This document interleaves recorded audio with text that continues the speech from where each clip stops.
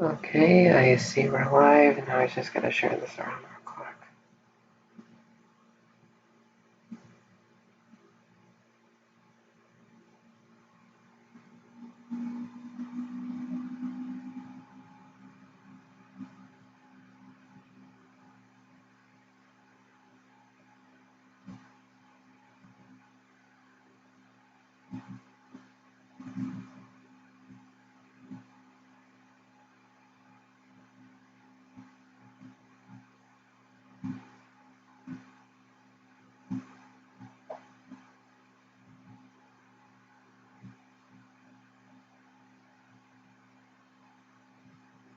Hold on, I'm sharing it around.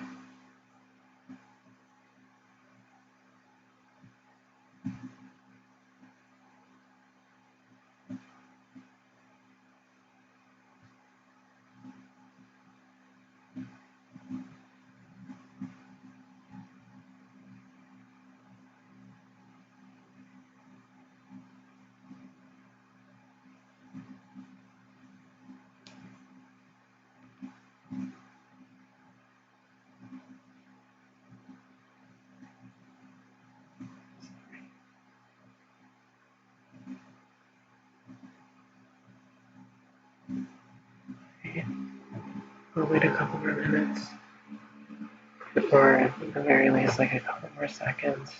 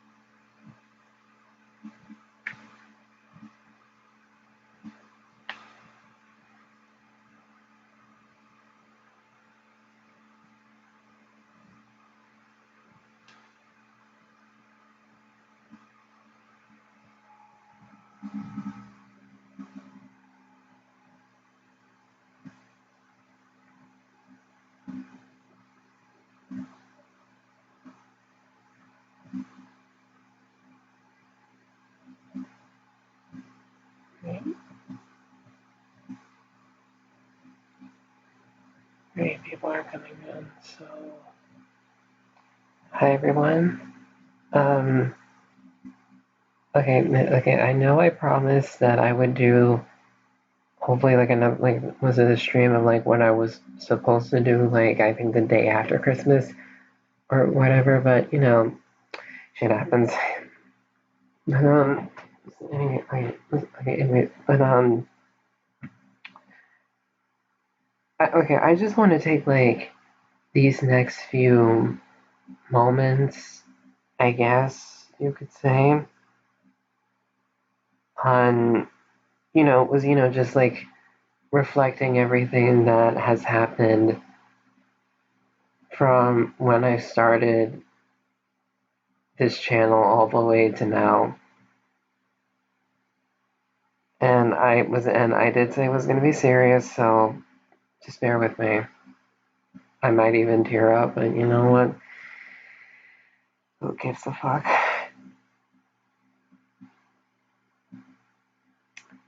Okay. Anyway, I honestly can't believe it. April 10th of 2015 was when I first started everything.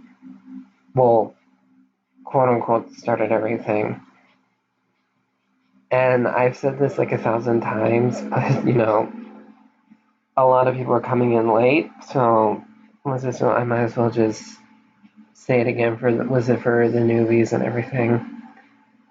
So here's the thing. This channel was originally owned by two people. It was me and one of my best friends at the time. His name was okay, please forgive me, Jaden. But his name was Jaden Dean, and he was honestly like one of the best people I've ever met, despite all the shit that's happened.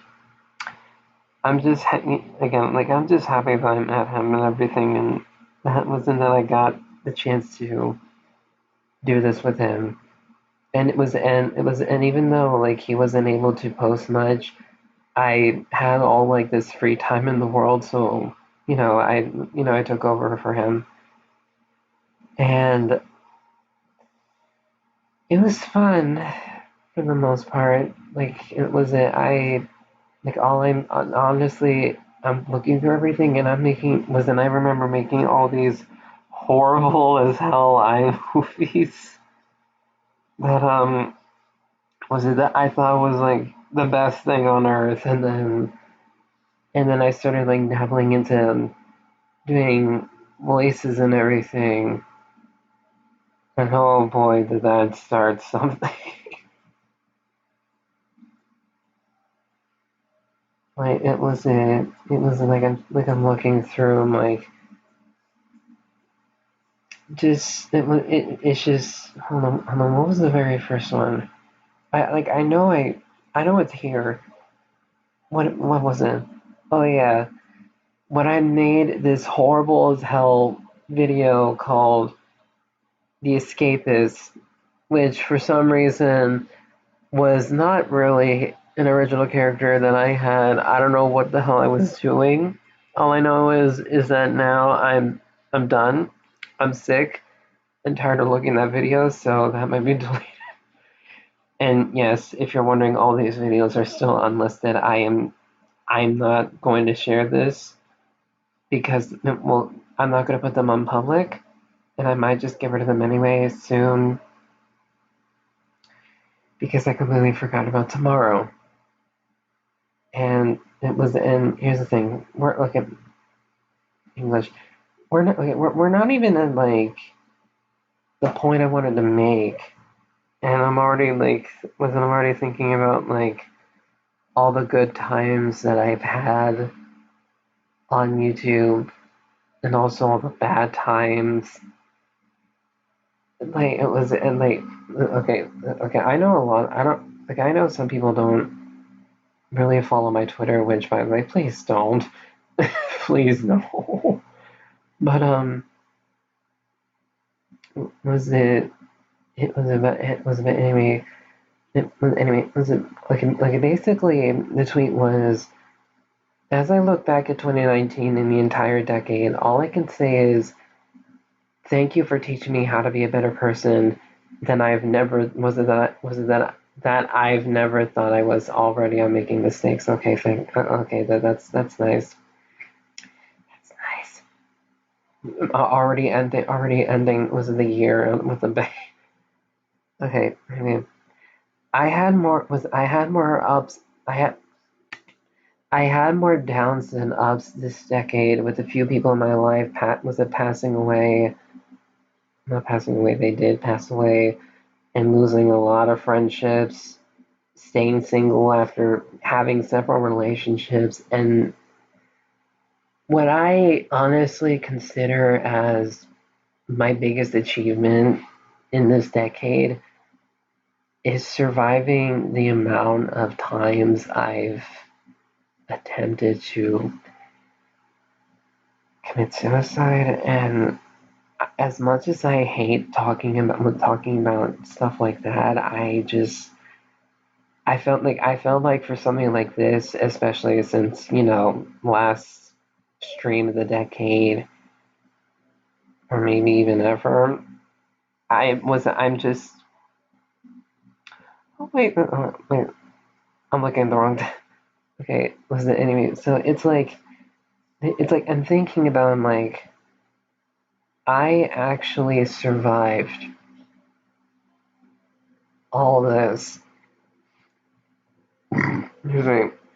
And to be honest, I can't I have a lot of people to thank for her. It was it for helping me helping me keep going and all that. But honestly, I just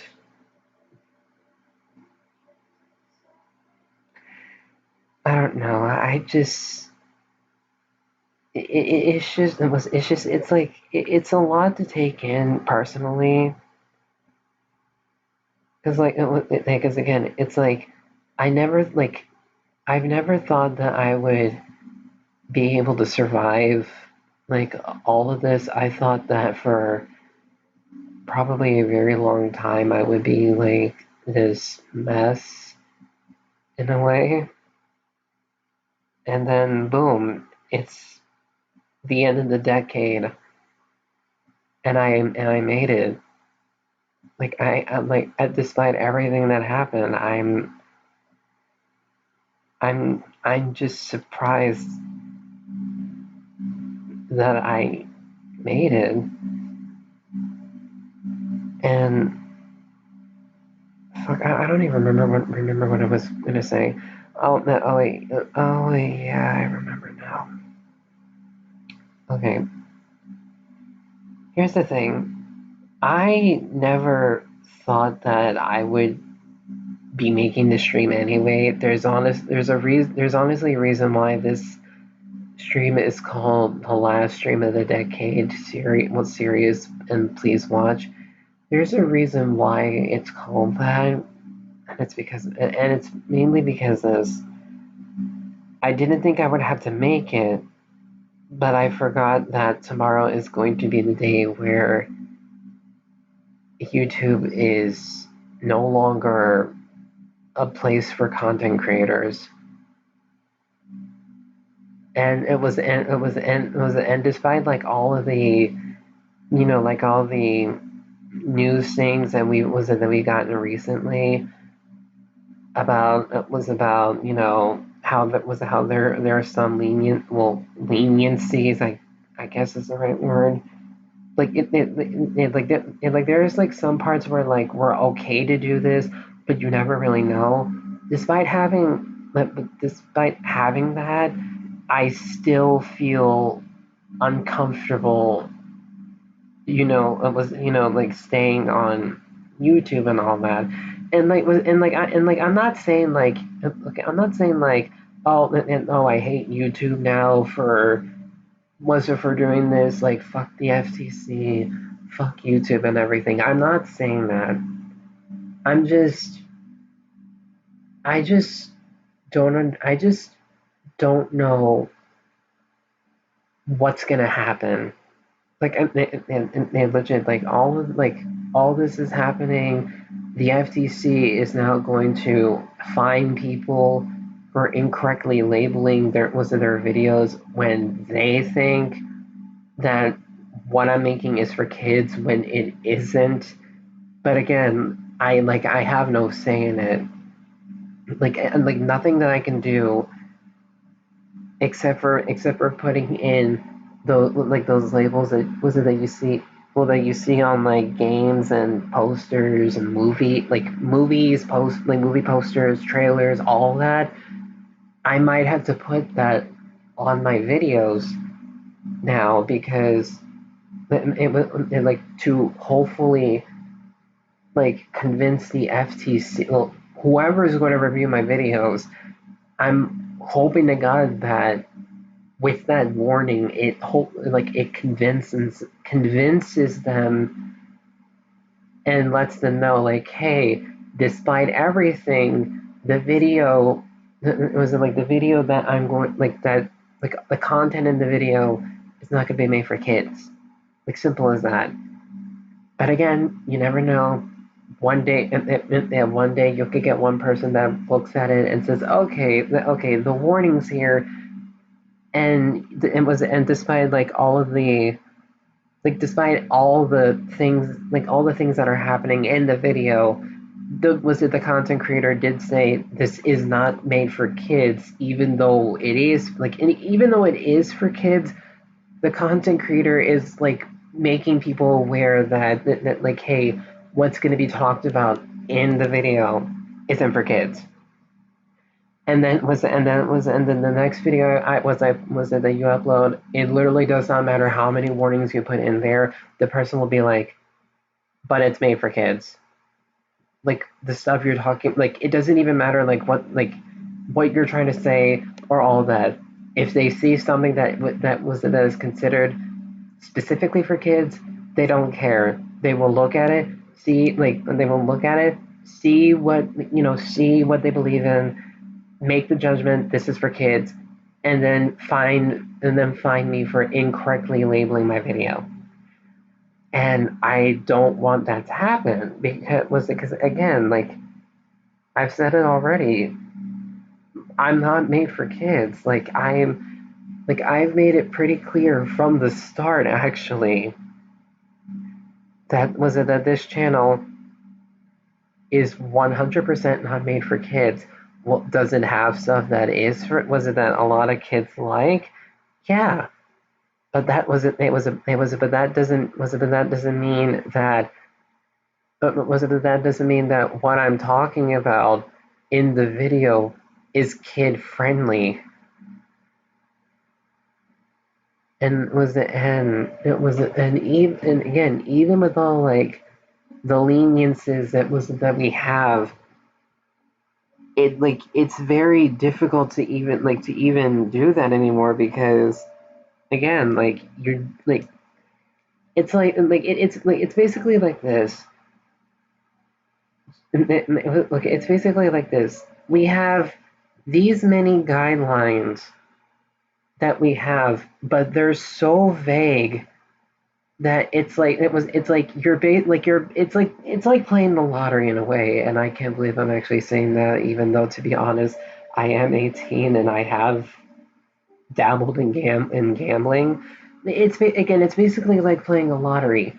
You never know if you're going to be the next person that's going to be fined because the person that looked at your video thinks that it believes 100% that it's made for kids, when despite everything, it's a random chance if you're going to get fined for the video or not. And I don't, and as I said, I don't want that to happen. And I don't but at the same time, I don't want to abandon any of y'all because this is our thing. I made okay, I did start the channel, yes, but in reality, despite all the ghosts and was it and if was it all that okay, yeah, all the people that subscribe to me who I can't even tell if they're watching or not. I'm not coming after you. I'm just stating facts. It's I don't want to abandon y'all. Y'all helped me. It's y'all helped me get to where I am right now. I literally would not be here talking if it wasn't for all of y'all. Even it was it it was it hold on, let me think. Well, not let me think. I should know, but again, my brain is like, hey, guess what? You're drunk as fuck. We're going to fuck up everything. I don't even know. Was it okay? It was okay. So on my Discord, I'm just gonna say the names of the people. I'm not gonna say their YouTube names. I'm just gonna say their their actual names. Hopefully y'all are okay with this. But okay. So here's the thing. If it wasn't, that's the Xbox app. That's not Hangouts. Okay. Okay. If it wasn't for Sav, Heaven, Jay, Desi, Betamati, Sasha, Alexis, I don't remember your name, Popline, I'm sorry. Zachary, Jaden, Deanna, Ryan, Deandra, and Jonathan. If it wasn't for y'all, if it wasn't for y'all helping me through these past few years, I really don't know where I would be right now. I don't know if I would be a mess. if I probably would not have survived one of my attempts, or just like trying to talk me out of doing stupid shit and all that. Like, if it wasn't for y'all, I literally, like, not literally, like, I 100% know I would not be sitting here talking in this stream for the past 20 minutes.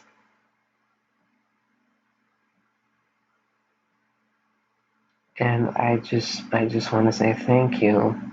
Like, thank you so much. And honestly, the same goes for all of the people that I had to cut ties with within this decade. You like it was like even if you didn't know I had a channel or not, and you just came across this, which is highly unlikely, or was it you knew who we were, like, what we had and everything. If it was something like that, like, it really doesn't matter. I really just want to say thank you, as much as I really feel like I shouldn't. I just want to say thank you for helping me and teaching me everything in a way, and like, helping me get to where I am right now.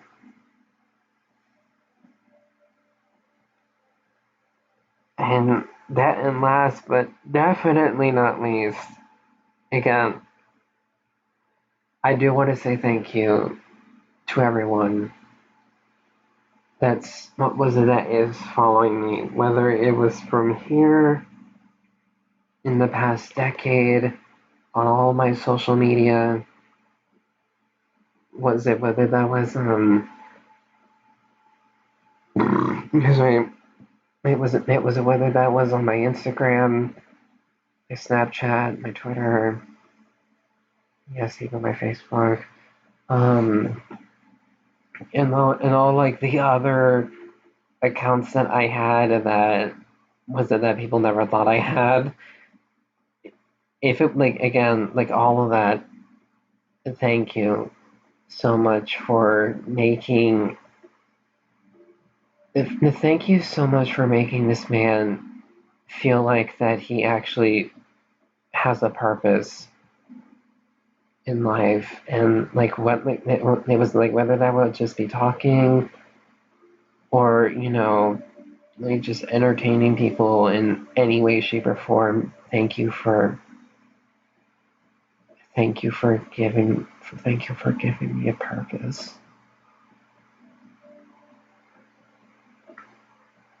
And okay, what was the other thing I wanted to talk about?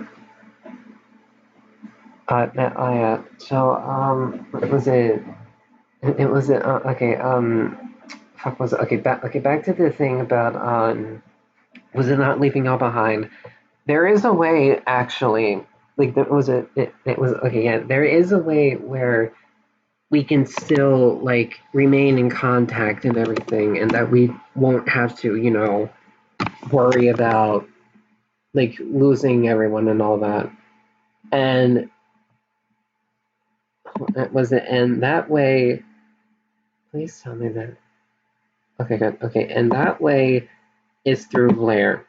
I'm not sponsored by them, but I do feel like that since I've already made this, I felt the need that, you know what? Again, I made the account. I might start posting here, and I even talked about this. Was it before on, like, a post? Maybe, I don't remember. But if y'all want to stick with me, if YouTube isn't going to work out for me, which most likely it isn't, because was it like, given the current situation I have, if y'all are still willing to stick with me, then go to Blair. Make, like, if you don't have an account already, just make it. It's free. You don't have to do anything. Well, except for fill out all this. Just make the account, and then follow me there. I probably might start posting videos, and like, all the like all the shit that's happening on was it that you would do on YouTube, you would do here. And probably the best thing that I will have to say, yes, shade thrown. At least the people in Flair actually give a shit about their consumers. And it was unlike a certain company that wanted to brag about having this many people watch all the shit that we post that's under the age of 13. And yes, I'm throwing that out there. So, what was it, Susan? If you happen to see this and you hear this, girl, what's good? What's good, girl? I did wish you the best of luck, but after like these past 2 years, I definitely wish you the best of luck. Okay? It was nice being on here. The times have changed. Okay? Times have changed. You want YouTube to be a better place for consumers, quote unquote consumers. Go ahead. Do it. And yep, you do it. Just do it.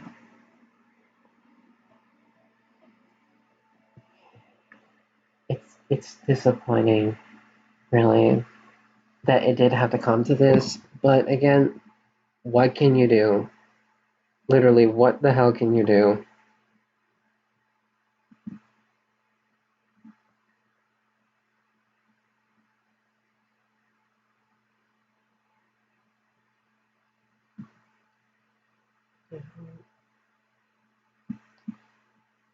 Activity, no. There's blogs, everything. Wait, hold on. Notifications. To be honest, like as you probably saw, I did make this like a while ago, but I completely forgot to go back to it. But what was it? It was anyway. So, yep. If it was okay. It was okay. As I was saying, if was it okay? Okay. If y'all want to come on to Jesus fuck.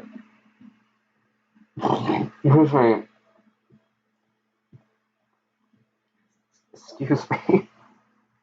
Okay. It was okay. As I was saying, if y'all want to make that account like right now and you want to hurry, then go ahead, hurry and do it. A family sticks together.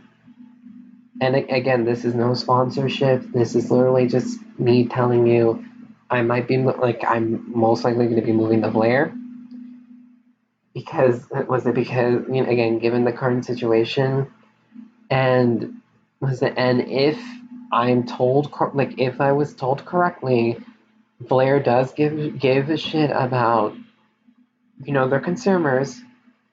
So hopefully nothing bad will happen if I do get on there. But either way, I do hope to see y'all there. And if I ever again, if YouTube isn't gonna work out, what can you do really? It was again like it was like we've all YouTube has ran its course with all of us, and instead of instead of trying to be more consumer friendly, they rather give a shit about the companies.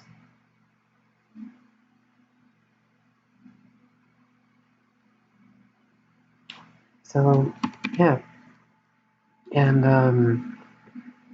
that should be it. Hopefully.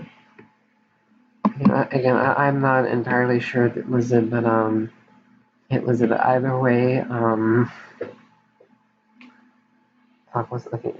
way.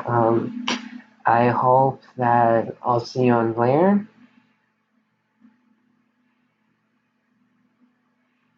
I mean, yeah. It was okay. Anyway, was it okay? Okay, I have like another 2 hours because I'm pretty sure y'all saw it was like 9:55 where I am, so I got another 2 hours, and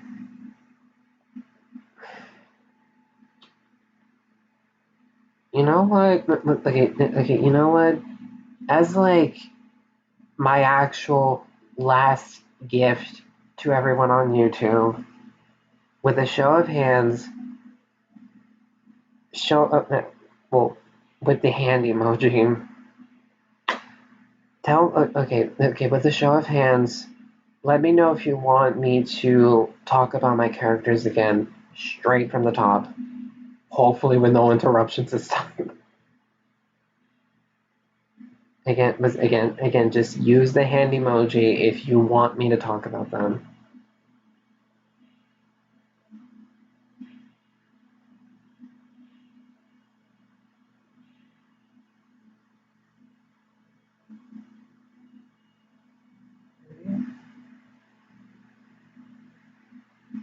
So,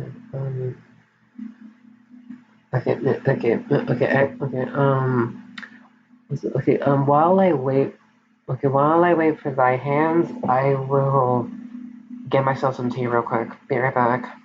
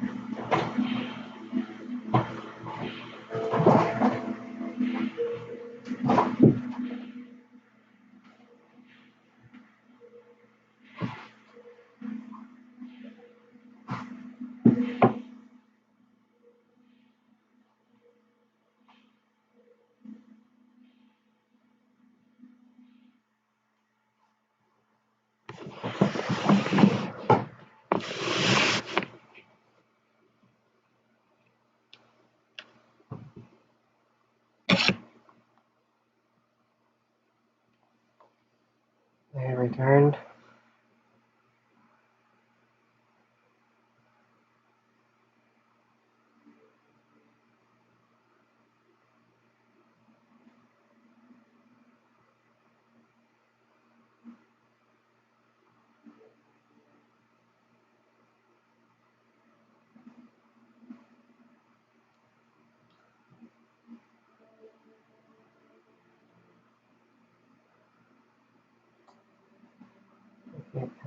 Okay, so judging by the hands, a couple people want to see, but you know what? Just for old time's sake, and again, I might as well just do it. I'll go ahead and pull the document again.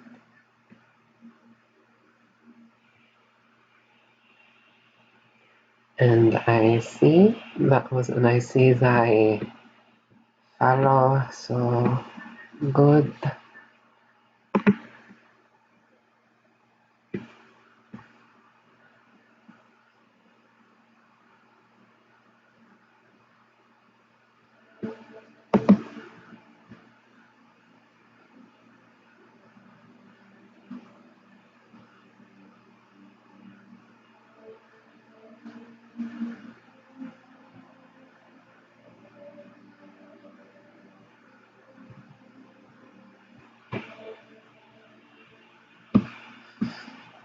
I forgot how long this document was. Jesus. I'm going to be waiting a time. We're going to be waiting a while because again, I completely forgot how long this damn thing is. Alright.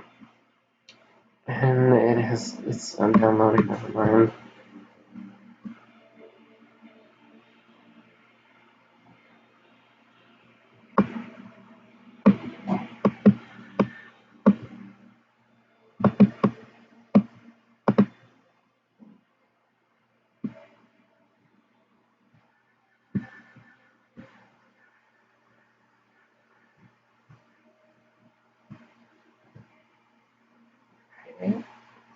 So, okay.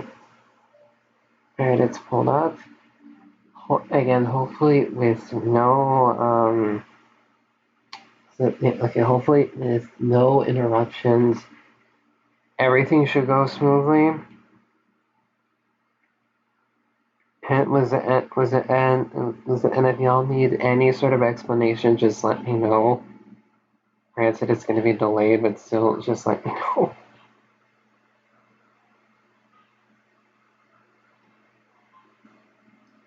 We good?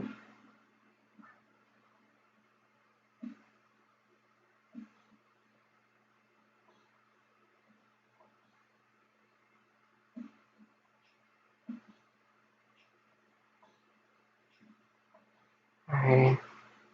So that was okay. Okay, so just to briefly just to briefly explain everything. There are like from the last streams or so. So here's the thing. I have a lot of AUs, and most of them are licensed, and some of them have some characters from them. Not all, but some.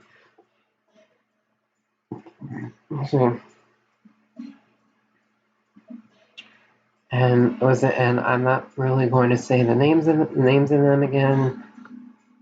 Actually, you know what? I probably won't even get a chance to say them again. So let's go back.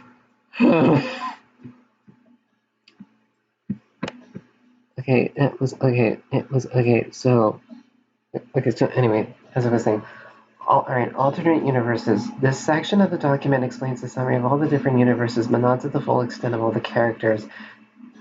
Even though that doesn't really happen, maybe, I don't know. However, because most of these AUs are from licensed movies, games, and TV shows, the explanation will most likely be short. And was it the movie? The AUs are Marvel, DC, Overwatch, Dead by Daylight, Dying Light, Off, Five Nights at Freddy's, Shatter Time. Oh yeah, I just said AUs. Again, some of them are licensed, some of them are not. The ones that are not licensed and are original, I will say them. For instance, this one, Shattered Timeline, is one of the original universes. So is Spider's Web. Well, Spider's Webs. And I still need to change this. Okay, anyway. Project COT, Project Koth is another original universe. And from there, we have Mortal Kombat, Dream Daddy, Stars of the Show, which is an original universe, and then Cry of Fear and Stranger Things. So with all that, now we can go into the actual characters, because like I said, I really I mean, again, hopefully we all remember like the general shit, like 1, 3, 4, 5. Never mind, there is no 5. Just like 1, 3, and 1 and 3. 4 is like literally all the characters. But anyway, okay. Again, it was okay. Okay, again, I've said this before in the other two streams, and I'm gonna say them again because I'm still not sure. I am very sorry if I pronounce these names incorrectly in the language that they originate from, or nationality. I am not from those languages. I've done a lot of research, to be honest. Well, quote unquote, a lot of research. And I feel like I got it down, but at the same time, I never know. Anyway, so okay, so number 1, Ayeon Kang. She's homosexual, aromantic, female, Korean. She is a non-elemental Spec Ops. She's from the Spec Ops class. Her gym leader status is a normal and bug. She's 40 years old, 5'9.5". Her killer alias is the Blind Warrior. I probably should go through all this again, just to make sure. Okay, so two things real quick. Again, this is for reassurance and for the people who just got in here. Well, if they ever do. Well, again, you know what I mean. Anyway, so the way that I list every single character in this document, and Happy New Year to you too, Kayla. The way that I list everything is basically this. It's their name, their sexuality, their romantics, their gender, their main nationality or nationalities, depending on the character, and just the character itself, or the the universe, and all that. And then there's the element that they're associated with because of nostalgic reasons, and their class because some universes, I think, require them. And then gym leader status, Pokemon, their age, their height, their killer alias, and for the most part, well, not for the most part, and it is a thing, every character is from the main universe. Actually, no, not that. Okay, an overwhelming majority of the characters are from the main universe. However, there are some that are both from the main one and the other one. I will specify them when I get to them. And just for clarification, they are from the other universe that is mentioned, but they are tied into the main universe in some way, shape, or form. And now that we got that out of the way, I'm not gonna and I also forgot their summary.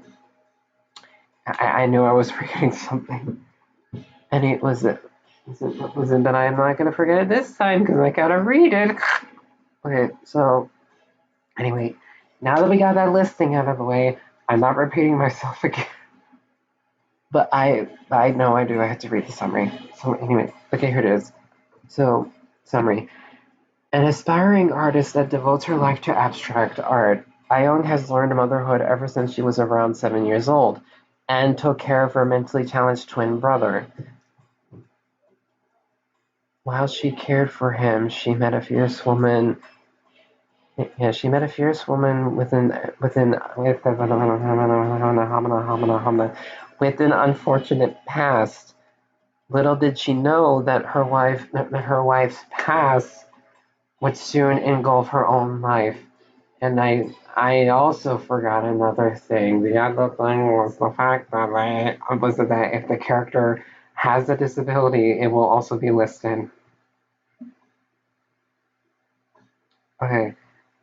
Now that we got that out of the way, next character, which is Alexander Deschamps Santiago. I feel like I'm definitely pronouncing the Deschamps name wrong, but moving on. So he's homosexual, panromantic, male, French.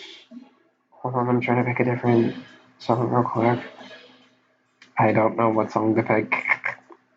Help. Wait. I'm sorry. No, I'll just put this one on.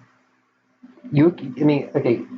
If y'all can hear this, then if it's low enough, that's kind of how I want it to be. So YouTube. What was it? So that way companies won't copyright me, even though it may sound like their song and they might be able to hear it. They can't really do shit. At least that's how I'm hoping this will work. If not, you know what? Yeah, what can you do? Okay, anyway, so as I was saying, Alexander is homosexual and romantic, male, French. He is of the air and magic elements for a few reasons. And was it in those reasons are actually no, I probably should wait until later. I think I'll wait until later. Anyway, he is also of the Spec Ops class. His gym leader status is fairy and normal. He's 26 years old. He's 6'1". His killer alias is the Laughing Stock, and he is deaf in his left ear, and he is blind because he is slightly blind because he has cataracts in both of his eyes. Now for summary.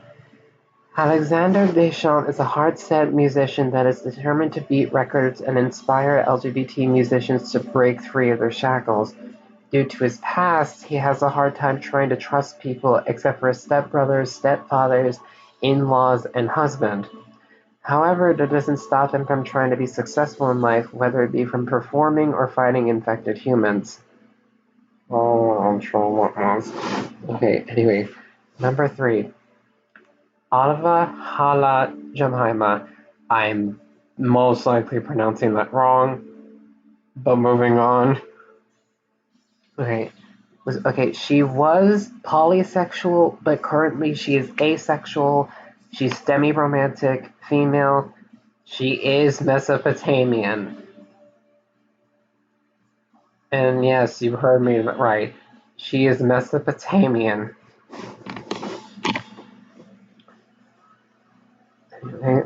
She is of the life element for a lot of reasons. She is of the outworld class. Her gym leader status is grass and poison. She is 8,519 years old.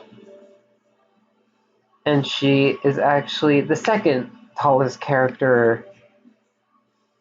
Well, she is the second tallest character because she is she is the second tallest character, standing at 6'8" and 3/4 inches. Her killer alias is the Dreadful, and she currently suffers from both the necrosis fungus, which is a disease that I have made that does exist in the main universe, and because of this fungus, she is also infertile because of it. And if you're wondering what this fungus is supposed to be, it's in the name. It is in the name, but it's more than that. Think of it like this. Think of it like this. Imagine the bubonic plague, but it's in the form of a fungus, and it's a lot more dangerous than that because it doesn't just attack the lymph nodes of the body. More like the lymphatic system, and trying to remember, and like a whole bunch of other systems in the body. It also tries to attack the person's organs.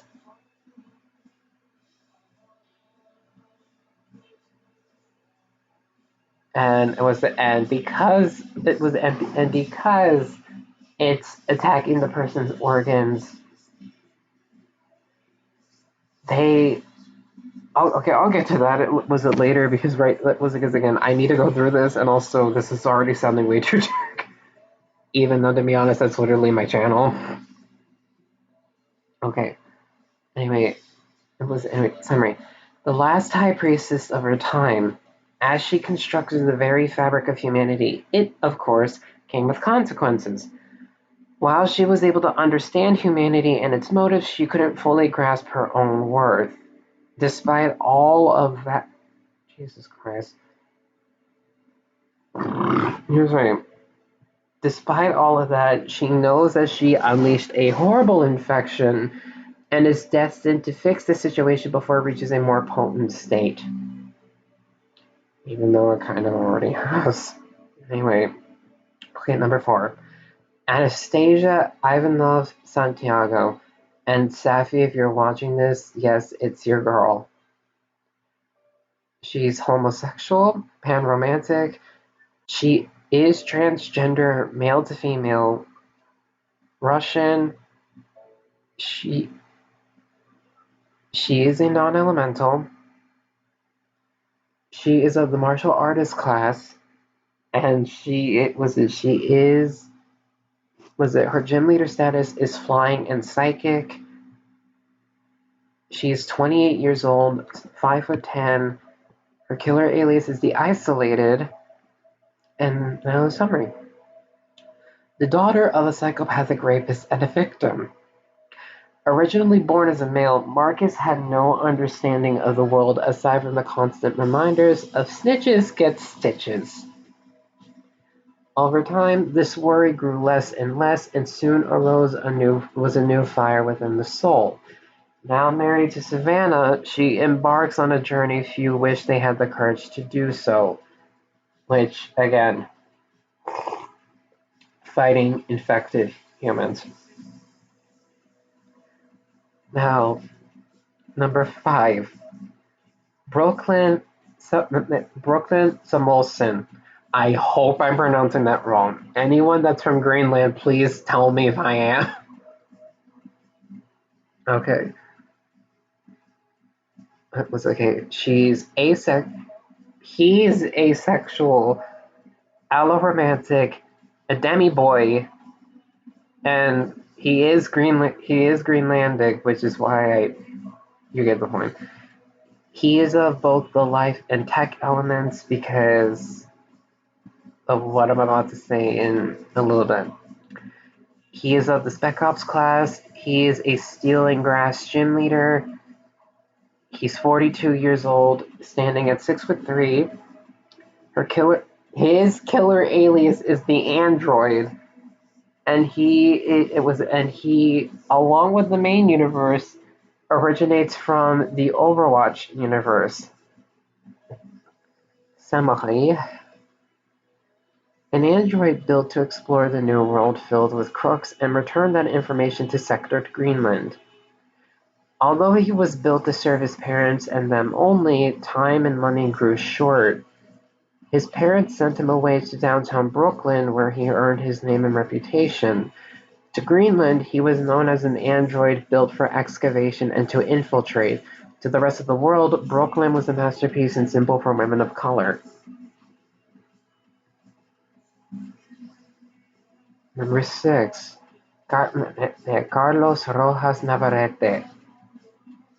He's omnisexual, gray romantic, male, Chilean, non-elemental, Spec Ops, fire gym leader. He's 36 years old, 5'9". His killer alias is the Burnt. And this summary is very short because I completely forgot to finish it. But I will try to finish it from my memory. Okay. A Chilean cook who specializes in spicy foods and owns a 5-star restaurant over in Tampa, Florida. Carlos has always had a passion for cooking ever since he was 6 years old. That passion began to grow for 30 years, and so did his skills. Once he moved to Gainesville, Florida, he took a whole bunch of culinary classes to both learn about different methods of cooking and just different dishes and everything. And during that time, he also found, I guess you could say, a clique in a way, where it was where the group bonded together, started partying, studying. You get the gist of it. College.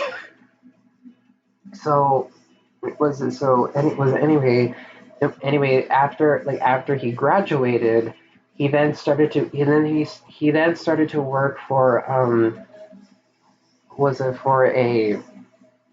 trying to remember.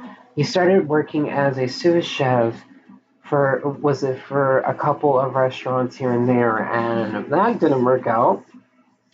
And that didn't work out mainly because the people that was it that were working with him did not like him at all, like whatsoever. They all thought that his cooking was horrible, or they were jealous of the fact that he could cook so well. It was one or the other.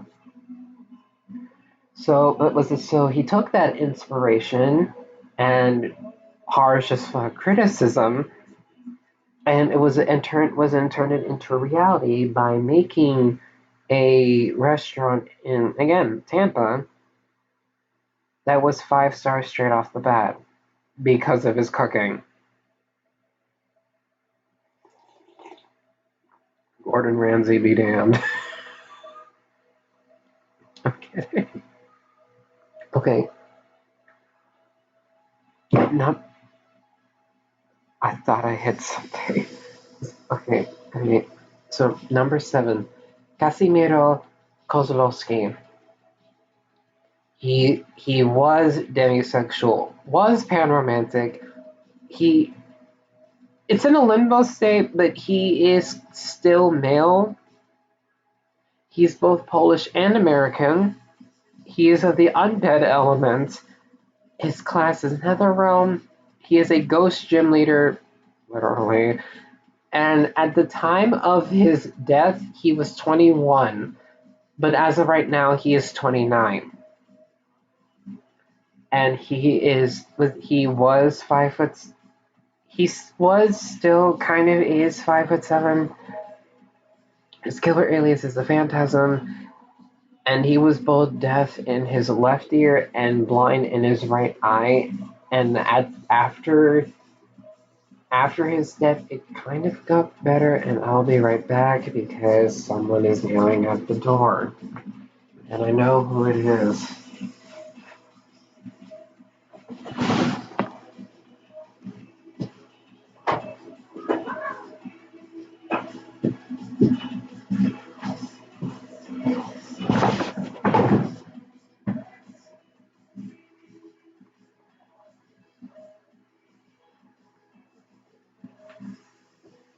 And I have returned. So,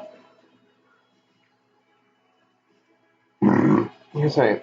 Okay, so as I was saying about like the deafness and the blindness, it did kind of get better by the time he was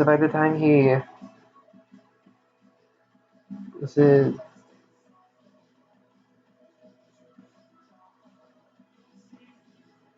All right, MLG. See ya. Happy New Year.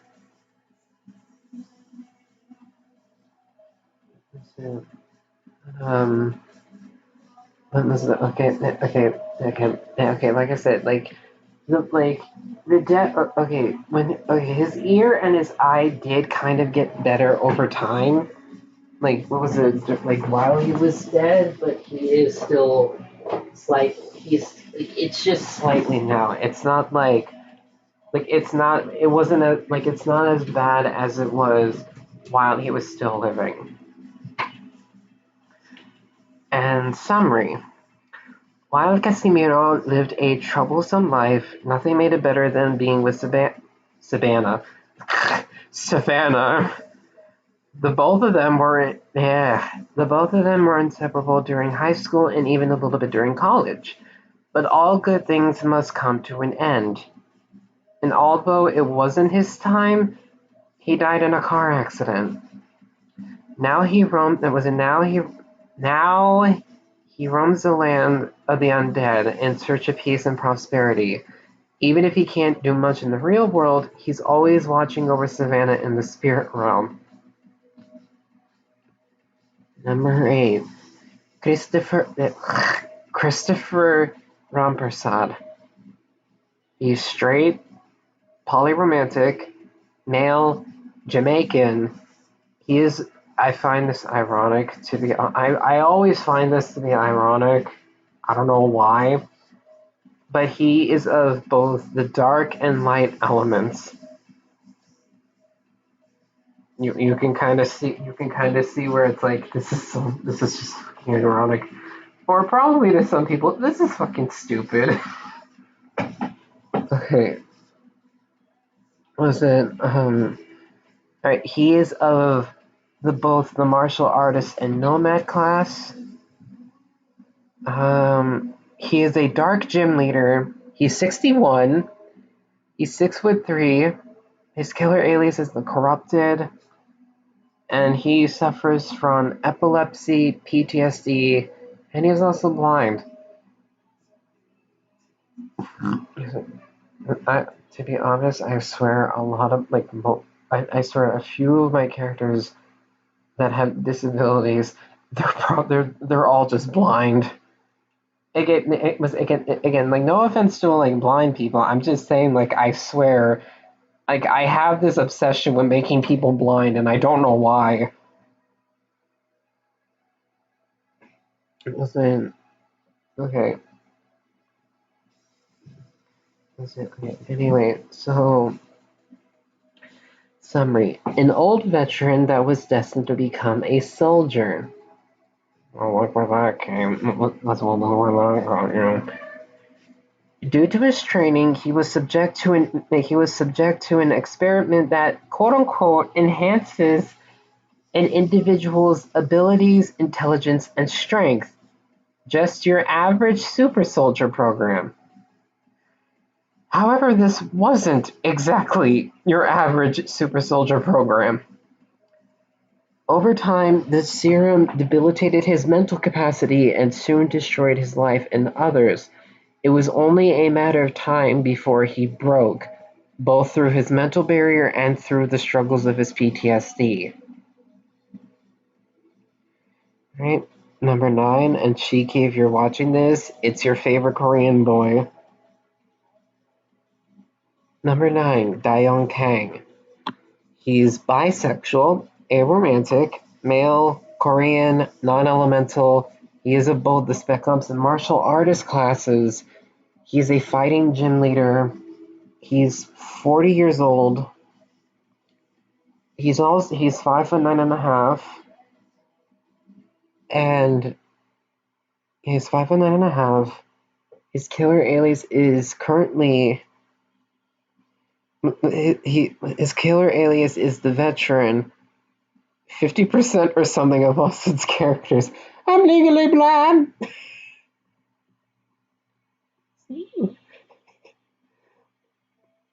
Okay, disabilities. As I said earlier, with Young, he suffers from Asperger's syndrome and Tourette's syndrome.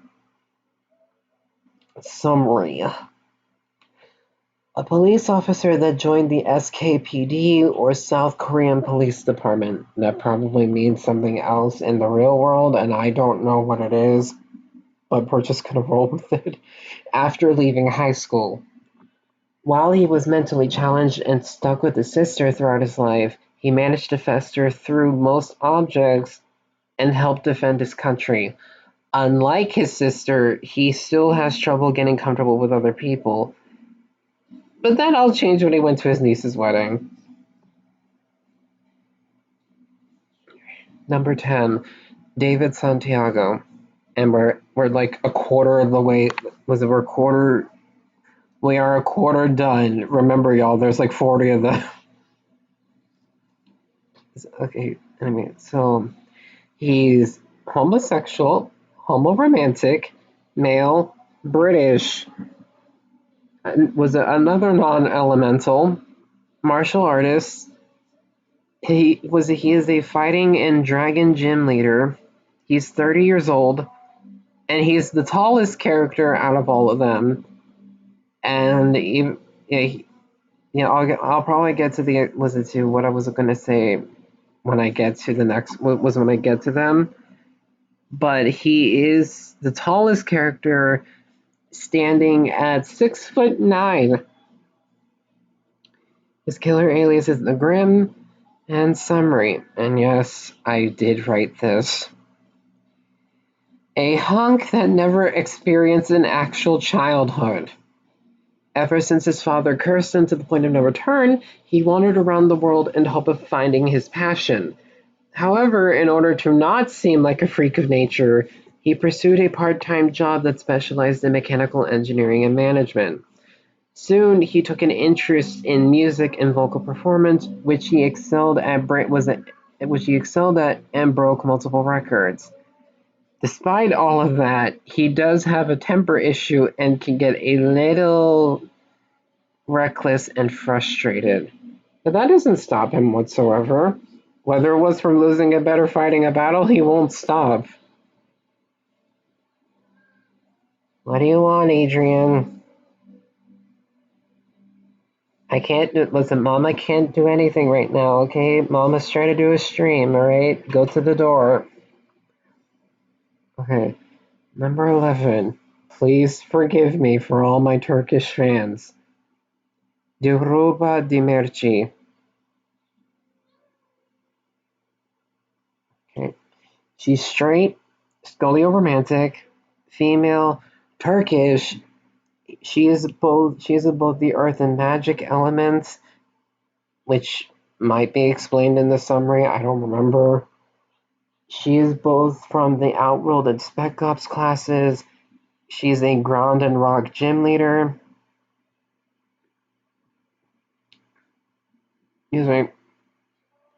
He's 50. No, she is 53 years old. She's 5'4".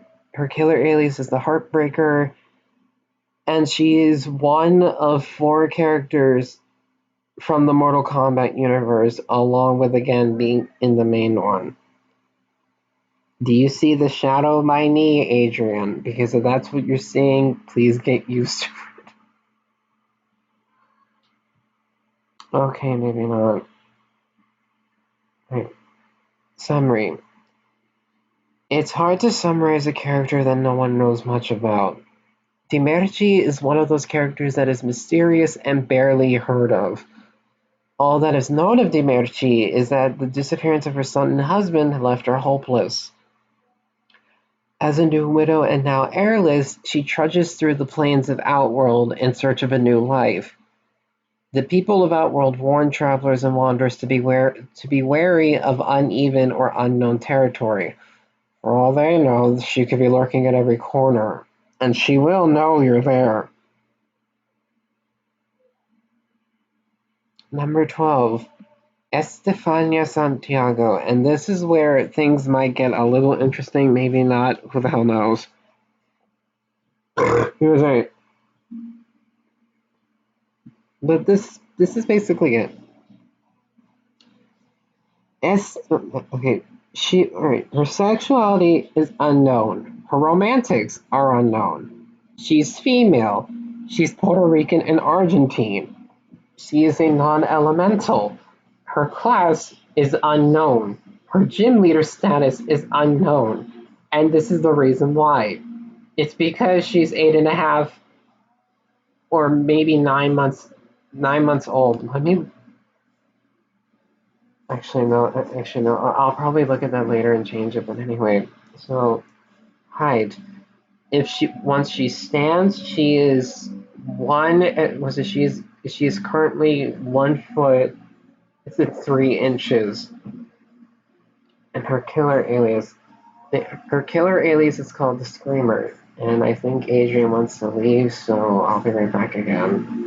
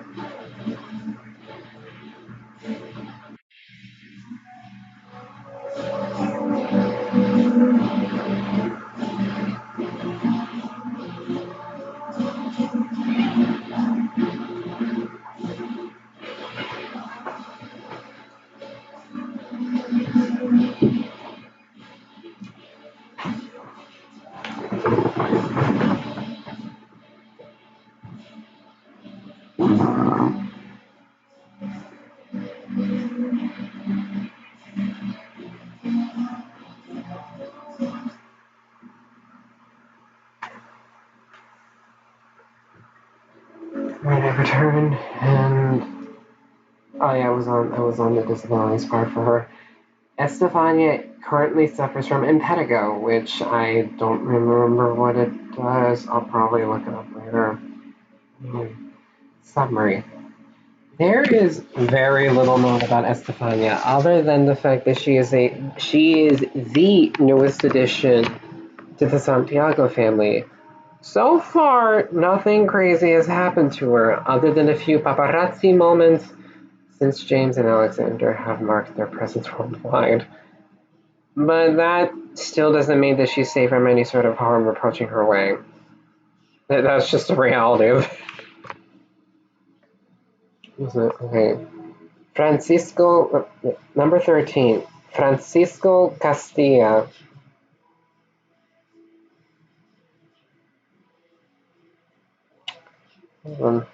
Okay.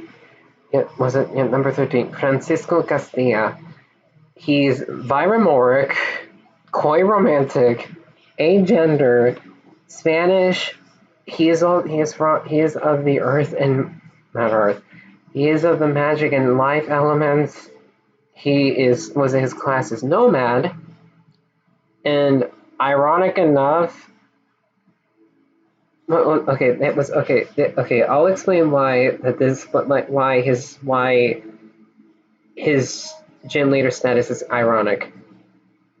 Francisco is known within the universe as pretty much one of the people that despises music, because that's basically what the universe is. It's like musical central. And what makes it ironic is the fact that a lot of people know him for associating himself with dark magic. His gym leader status is that he is a fairy gym leader.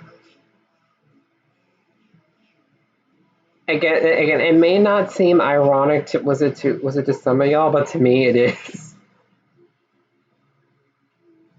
Anyway, he's 87 years old. He's 6'5". His killer alias is the Alchemist, and like I said before, he is one of two characters that is from both the main universe and the Stars of the Show universe. And the summary.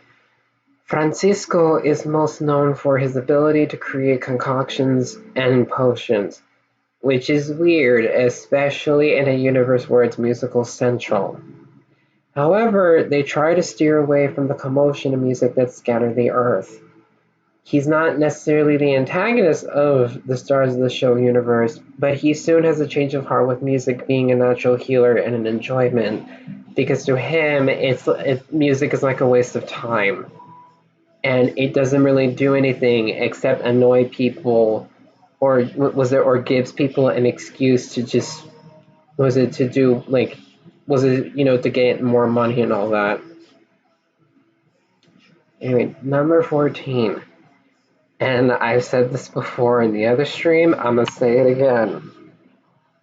To all of the FNAF fangirls and fanboys out there, do not attack me, please, because this character is not an animatronic. I'm saying this right now. They are not an animatronic. Anyway, so here it is. Gareth Fleischman. He's gynosexual, scolioromantic, non-binary, German. He's 27 years old. They are the tech element. Their class they are the Spec Ops class.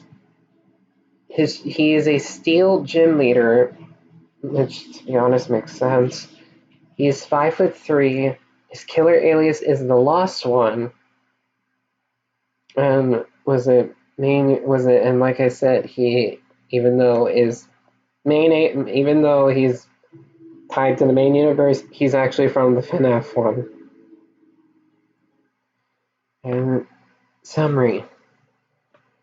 Fleischman is honestly a nervous man that specializes in mechanical engineering. Instead of going with the flow and doing whatever he was told, He would question the motives of every question he was given. Whether it was from a friend or from a manager, he'd always question why exactly this need to be done. It certainly didn't help when he was forced to clean the animatronics and ended up finding mold and blood on the suits.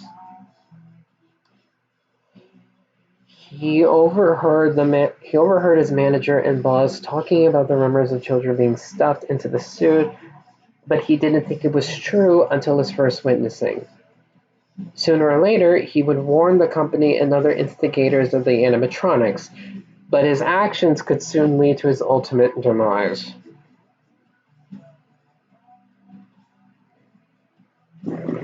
Okay.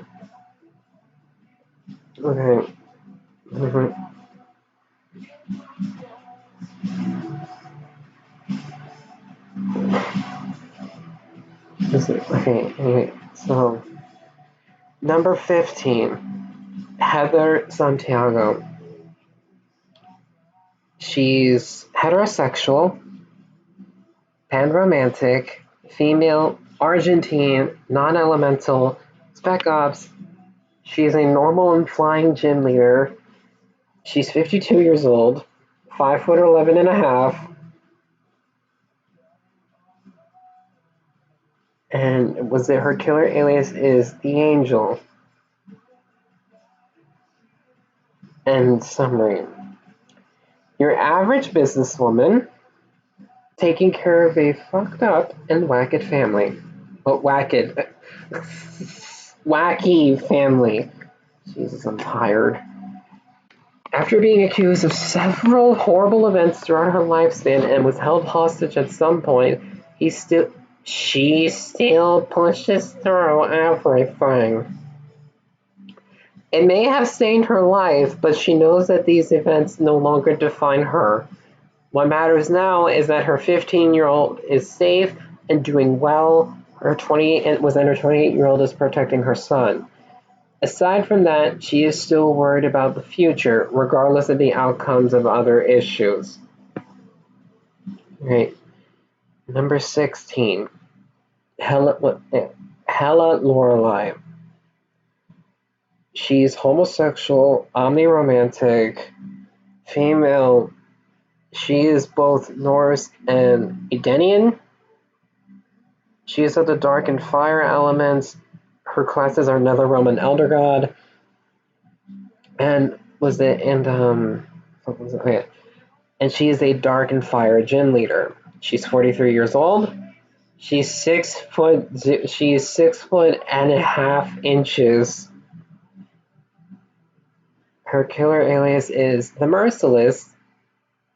Okay, and the main universe she hails from. Well, main universes because. Because she's both from.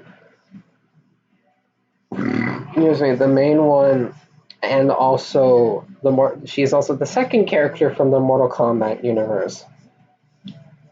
Summary: Hela wasn't always the devil in the flesh. Born as a distant relative of Katana's family, she was appointed as royalty from the king and queen of Edenia. She was trained with Katana, strengthening each other's skills in combat. However, after learning about a new Edenian gaining Katana's trust and her abandoning Hela, she stormed away from the palace and cursed the king, queen, and princess of Edenia. As she traveled the lands of Outworld, she hunted and killed all who opposed her and supported Katana and her family. During this outrage, the demon lord Quan Chi witnessed all the carnage. In an attempt to win her trust, he opened a portal to Outworld's dimension and beckoned her to come forth. Despite all the stories she overheard the king of Edenia discuss with Katana about Quan Chi, Hela gave him her hand and she entered the Netherrealm. Soon after entering the Netherrealm, Quan Chi led her to the Elder God Shinnok. In an instant, to the dying Elder God Shinnok. In an instant, Shinnok knew that she would be a perfect candidate for the new Netherrealm Elder God. and I hate my life because my headphones disconnected. And hold on.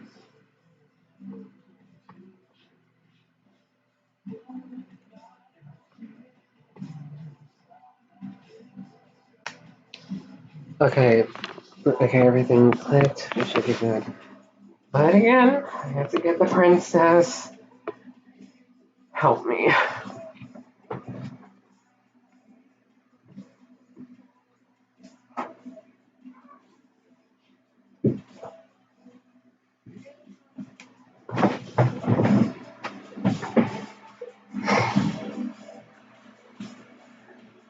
Alright, there we go. Okay. With his dying breath, he appointed Hela as the new elder god and ruler of Netherrealm. I know that it seemed like it was rushed, but to be honest, I didn't want to spoil a lot because there's a lot of shit that happens in the middle of all of that. So was it so I felt like, okay, I really need to like shorten up, make it choppy for was it like for intentional reasons so that way it kind of like draws everyone's attention. But anyway, number 17, Henrik Kassab. I'm definitely gonna mispronounce this. Molkadon.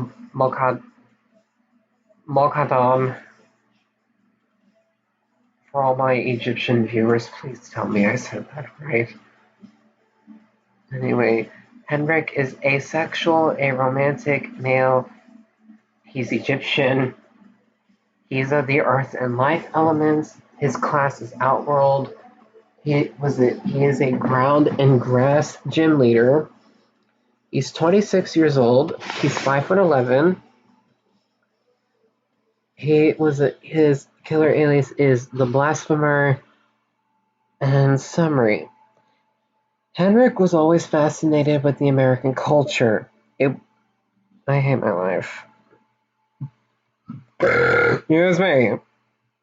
Jesus. And there she goes. Adrienne, get on the bed, honey. Follow the light, child. Follow the light.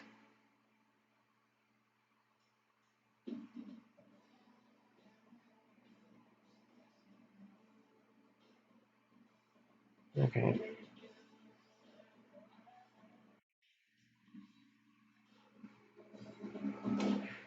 Okay, anyway, so, as I was saying, Henrik was always fascinated with the American culture. It wasn't because he knew so many people from there, it was more like he just wanted to experience the American dream. However, because of strict ruling and he is of royalty, he cannot leave the country. Otherwise, he'd be classified as untrustworthy, a traitor, and an outcast to Egypt. This was the case until his father died when he was 12 years old by conmen, which in other words which for clarification purposes, Henrik was 12 years old when conmen killed his father. And what was okay, anyway.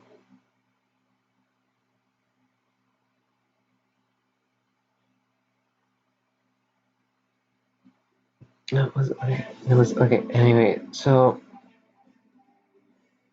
okay. Eventually, after that, his mother and him eventually moved to South Carolina. He finally achieved his goal of living on American soil, and boy, was he proud of it. Although he was young and growing, he still thought of Egypt. He still thought of Egypt and how long the country would last before it fall into anarchy, which it never did. Eventually, as time went on, he moved out of his mother's house and went to college for telemarketing and photojournalism. As they moved into Gainesville, Florida, he met a few people here and there that morphed into a personal and friendly clique.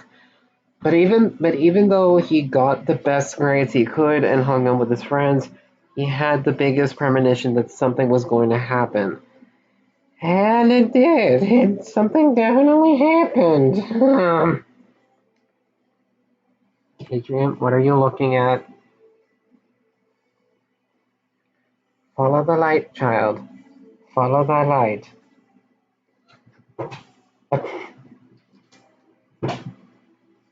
If y'all could see what is happening with her, to be honest, I think y'all will be laughing. Okay. Anyway, number 18. Isaac Antonich, or Antonich. I don't know how people in Ukraine pronounce that. Anyway, okay. He's polysexual, andro-romantic, transgender female to male, Ukrainian, another non-elemental.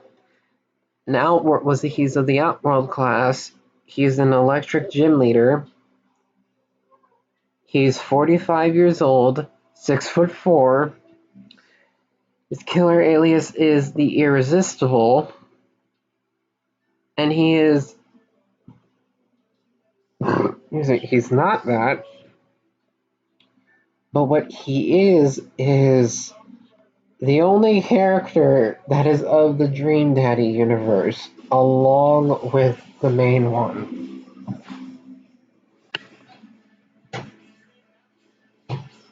So, okay, anyway. Summary.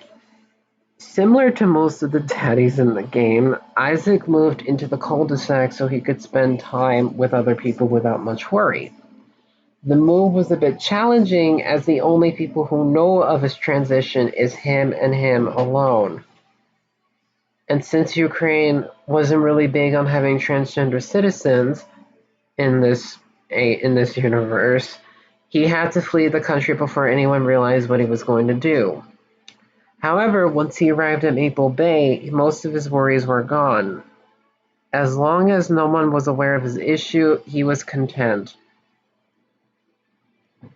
And now for the best boy. I'm sorry. Well, I'm sorry. Okay. Okay, you'll see why when I get to him. Okay. Number 19.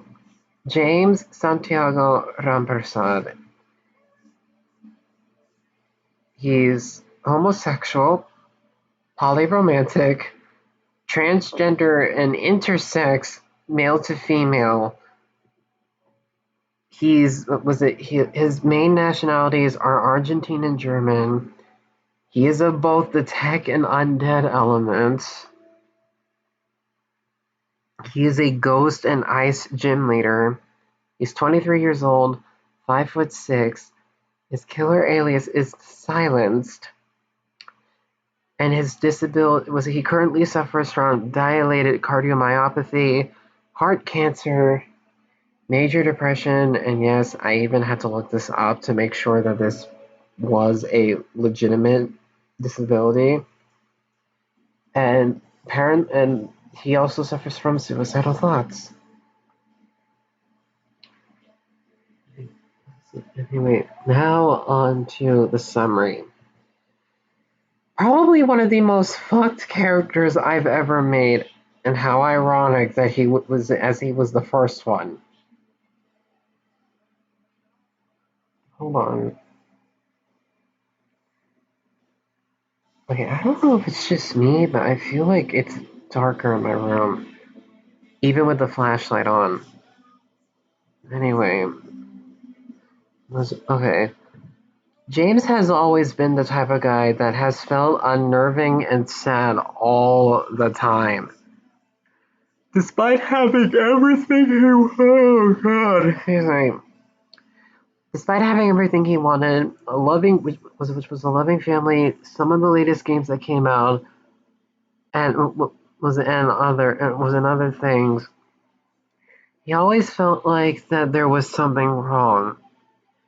Over time, this feeling grew greater as he started to experience more disappointment and pain from other entities, both physical and emotional. At the age of 11, he started to notice it was incredibly more difficult to start walking. Because of this and other mental struggles, and other mental struggles, he slowly succumbed to a deep depression that was difficult to break out of. Every day felt like he was drowning in an ocean that no one could hear him in. At the age of 17, he was killed by his father thanks to a parasite and was killed again at the age of 19. However, he was revived again for the second time. Today, he still faces the many challenges he once had in the past, on top of fighting a random plant hybrid attempting to control the entire world. Is it a lot? Yes. Is he prepared for this? Probably not. But he is not willing to give up so easily. And someone wants to get out again.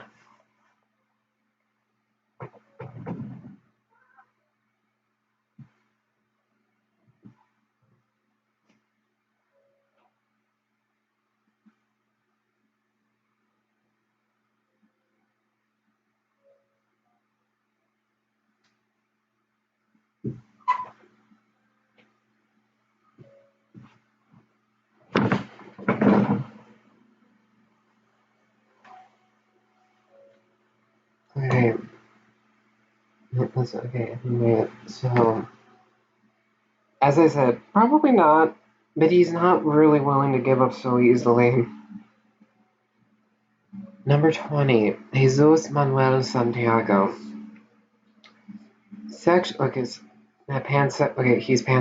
panromantic, bigender, Argentine American, non-elemental, spec ops, fairy and electric gym leader. He's 54. He's 6'4". His killer alias is the Alien. Summary. You think that getting a job will be extremely challenging when everyone knows that you've been imprisoned, but surprisingly it wasn't. Even before imprisonment, Jesus Manuel had experienced trouble in his life, whether it was where's this charger? Whether it was from hanging out with the wrong crowd or opening up about his thoughts. He was the runt of the children, and that was all he was known for. His brothers would pick on him or make him do shit he didn't want to do. His parents didn't give much of a damn about him either. That's right. It was only him and Heather. Although the relationship that they had really didn't last long, as he slowly lost trust in everyone. Yet he still did what he was told. He still did what he was told in fear of getting beaten to death. Even today, after getting out of prison and working as a history teacher for a school, he still fears that one of these days will end up in his death, just because he's not like all the other Hispanics in his state. Okay. 21. Zhang Li Faschenko Kang. She is homosexual, heteroromantic, female, Chinese, Aaron Tech. She's of the Aaron Tech elements. She's both martial artist and spec ops. She's another grass and poison gym leader. She's 45. She's 6'2". Her killer alias is the Blossom. Summary.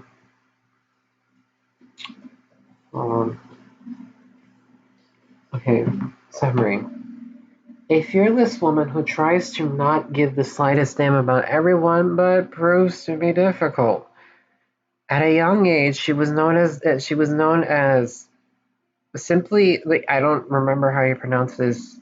in Chinese, but from what I remember, the literal translation was a whore demon, I think, or yeah, I think the literal translation was whore demon, and she was known as that simply because she had no interest in men like she was supposed to. Throughout her life, she was always known as this creature and never thought she'd find someone at all.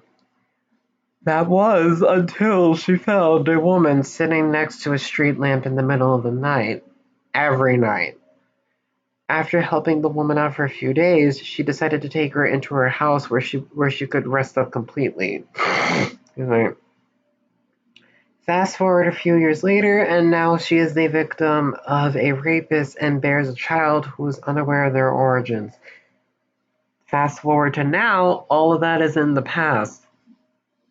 All that matters now is that she is at peace with her wife in South Korea and not in a mansion with a psychopath.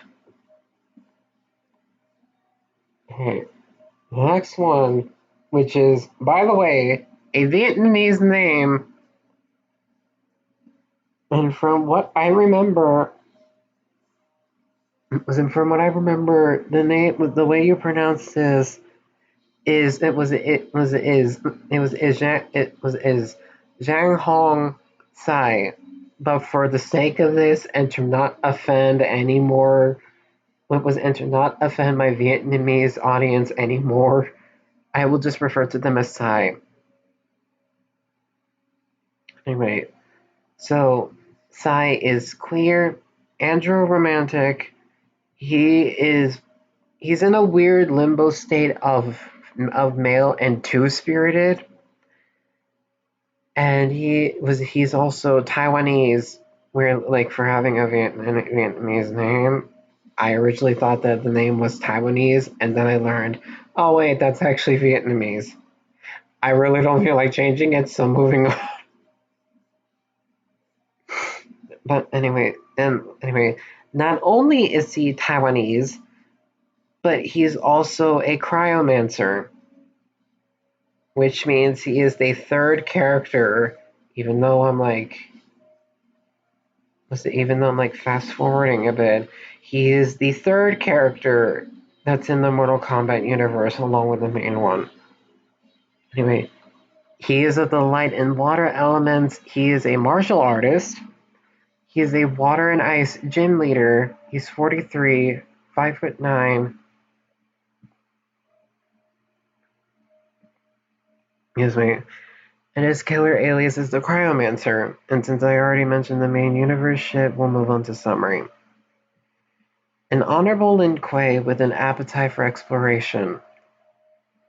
After receiving the title of Lin Kuei Assassin, he was sent on a mission instantaneously to scout the location of former Lin Kuei members and, if possible, retrieve any artifacts that they may have left behind. A purge of the clan was set by the Brotherhood of Shadow and a dying Shinnok, and they will stop at nothing until the entire clan is annihilated. During this quest, Sai ventured the outskirts of the realms alone, meeting familiar and unfamiliar faces for the whereabouts of his clan. Although he prefers to do things alone, he knows that this mission is nearly fatal if done solo. With this knowledge, he ventured to the Earthrealm City and requested the location of SF, or Special Forces. Albeit a stranger to Earthrealm, the status of Lin Kuei seemed to aid him for this long, as he was given the support and help he needed in order to complete this mission for the Lin Kuei. Anyway, number 23, Catherine Johannesburg. Or Borg, whatever. Okay.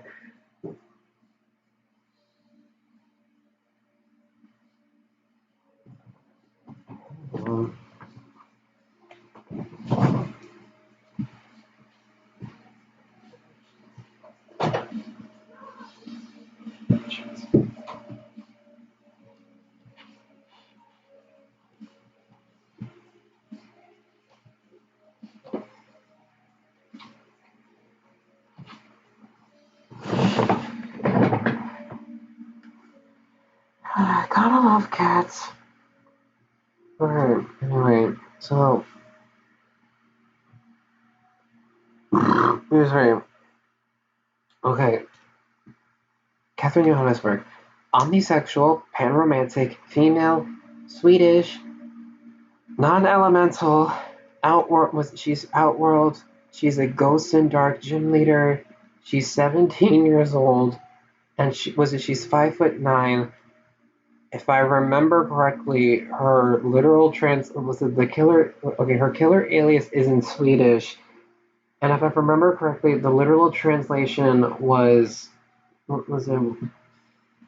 Her literal translation, there's the damned, and then there's her literal translation is the sickened.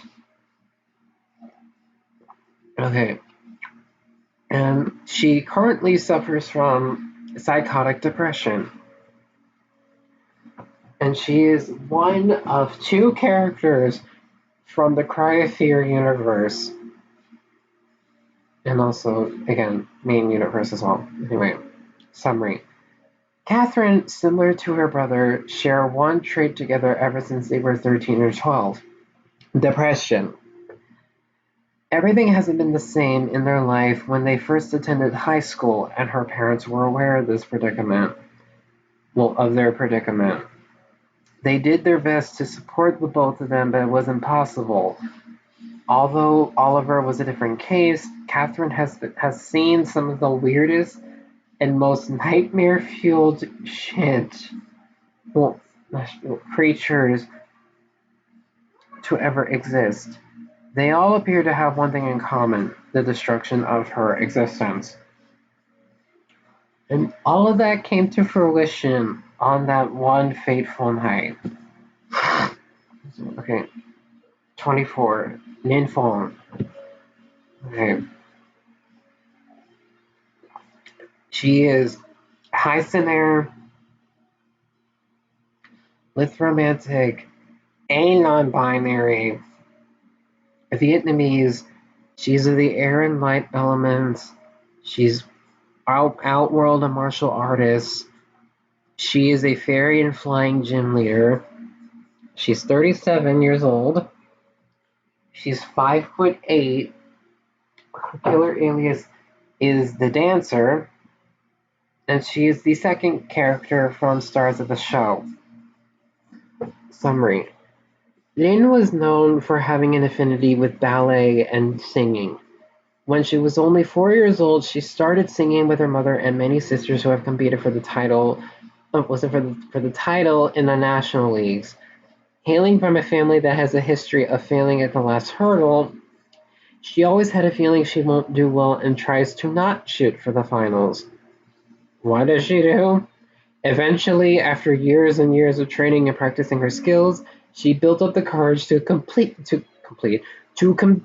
for the finals, for the nationals. Although she tries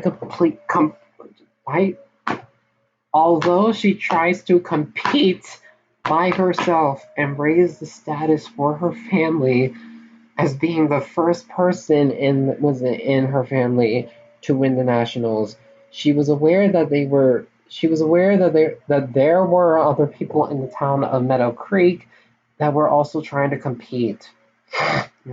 Despite being a truthful person, she knew that at some point she was going to need help, even if it meant risking disqualification.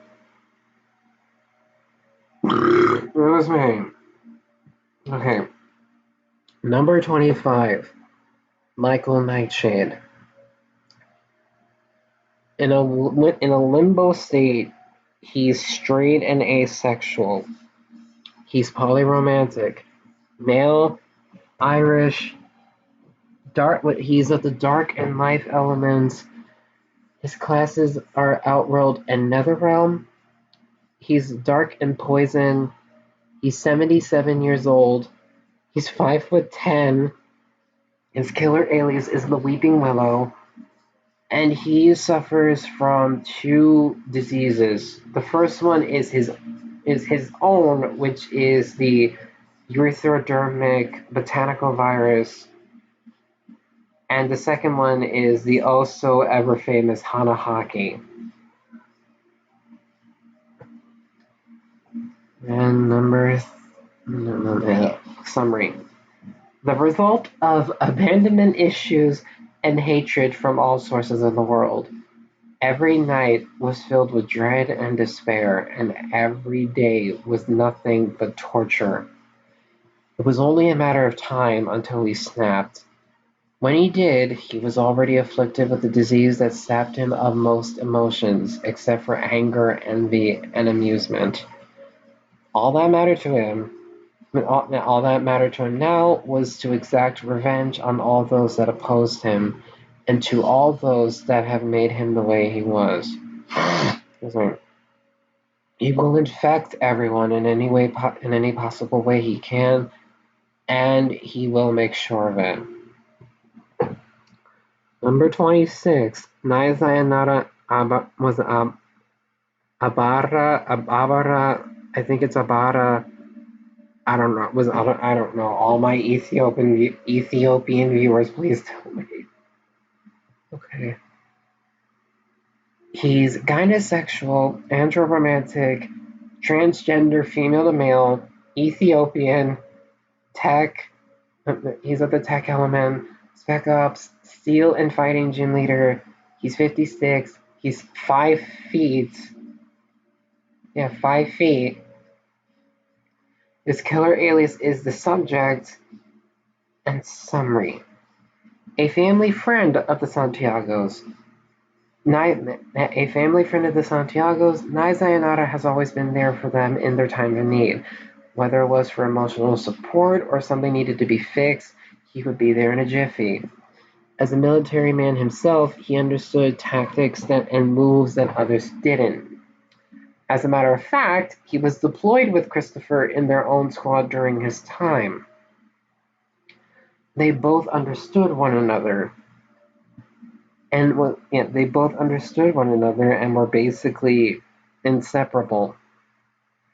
However, when Christopher was chosen for an experiment, Naizayanara was asked to join him as well. And as much as he would stick by Christopher, he negatively replied to his officer. In other words, he said no. However, he did agree to spectate the experiment as long as he wasn't a subject to it. Oh boy, did he hope for too much. All right, number 27, Noah Connor Robertson. He's clear, aromantic, two-spirited, Scottish. Adrian, where are you? Okay, there you are. He is of the magic and dark elements. He is outworld and martial artist. He is a psychic and dark gym leader. Supposedly he's 64, but in reality he's 128 years old. He's 6'4". His killer alias is the Wendigo. Summary. Don't let the age fool you. He may appear younger than his boss, but he is equally as dangerous.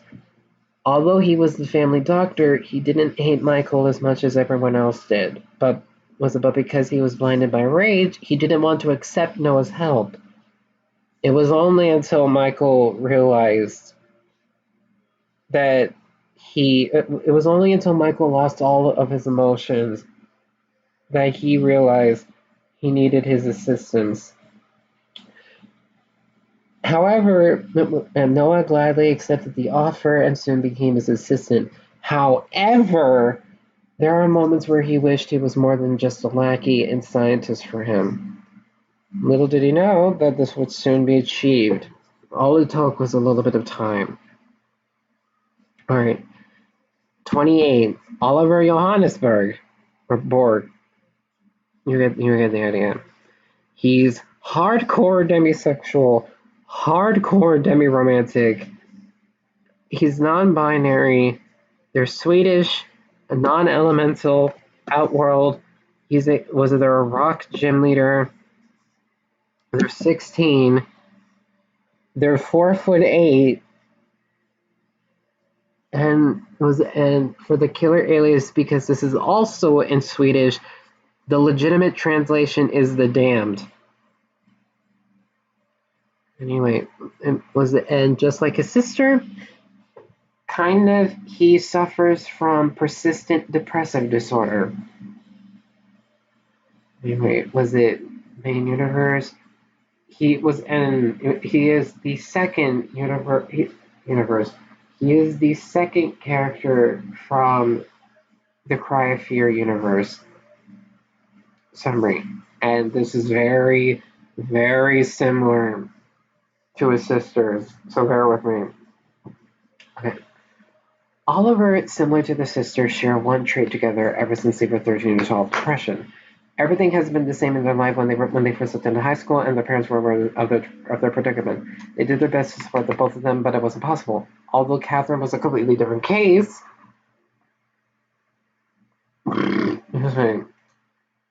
Although Catherine was a completely different case, Oliver has witnessed things he never wanted to see.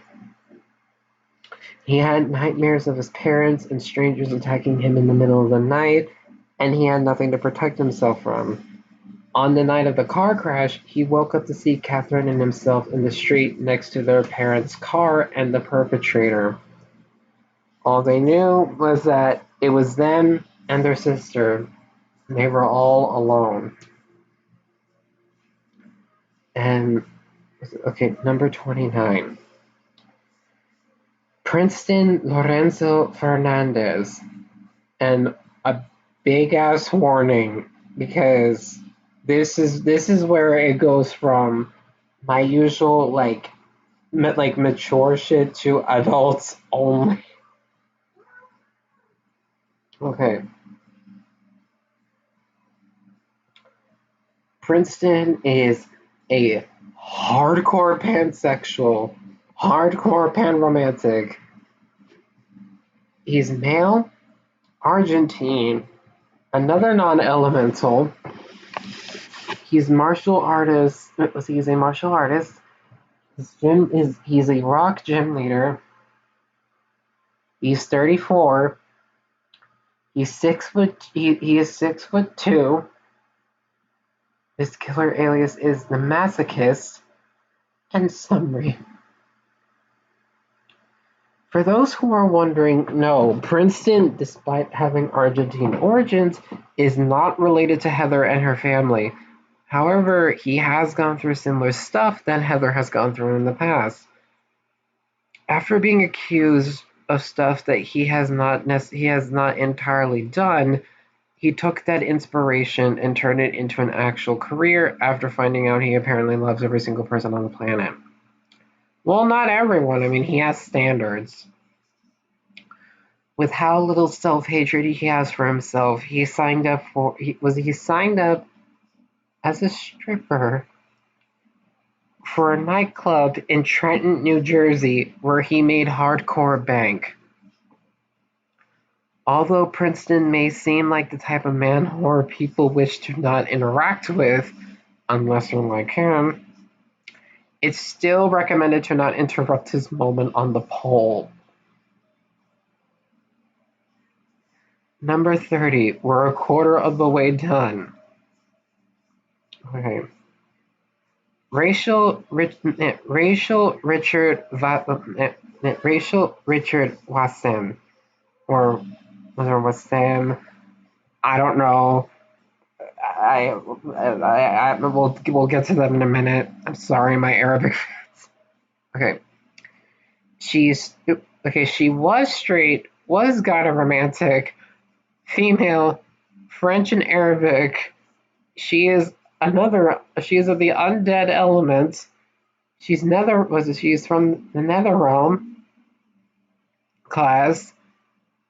She's also another literal ghost gym leader.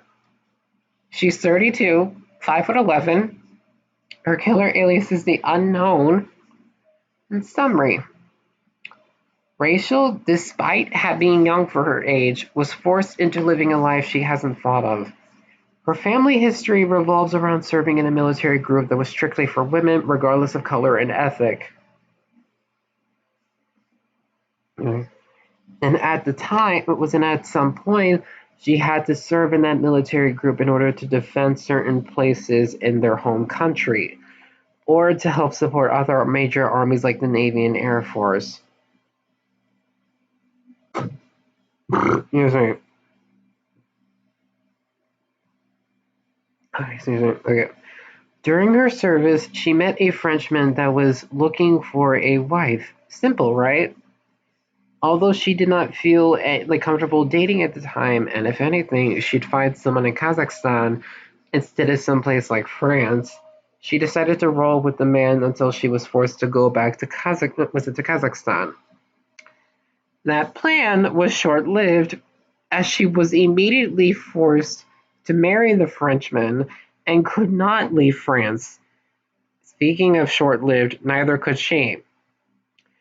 Soon after getting married and giving birth to two children in Rennes, France, she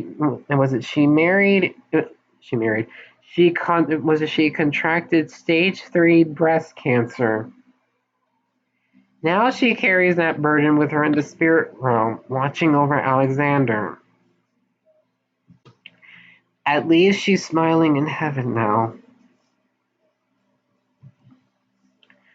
Number 31.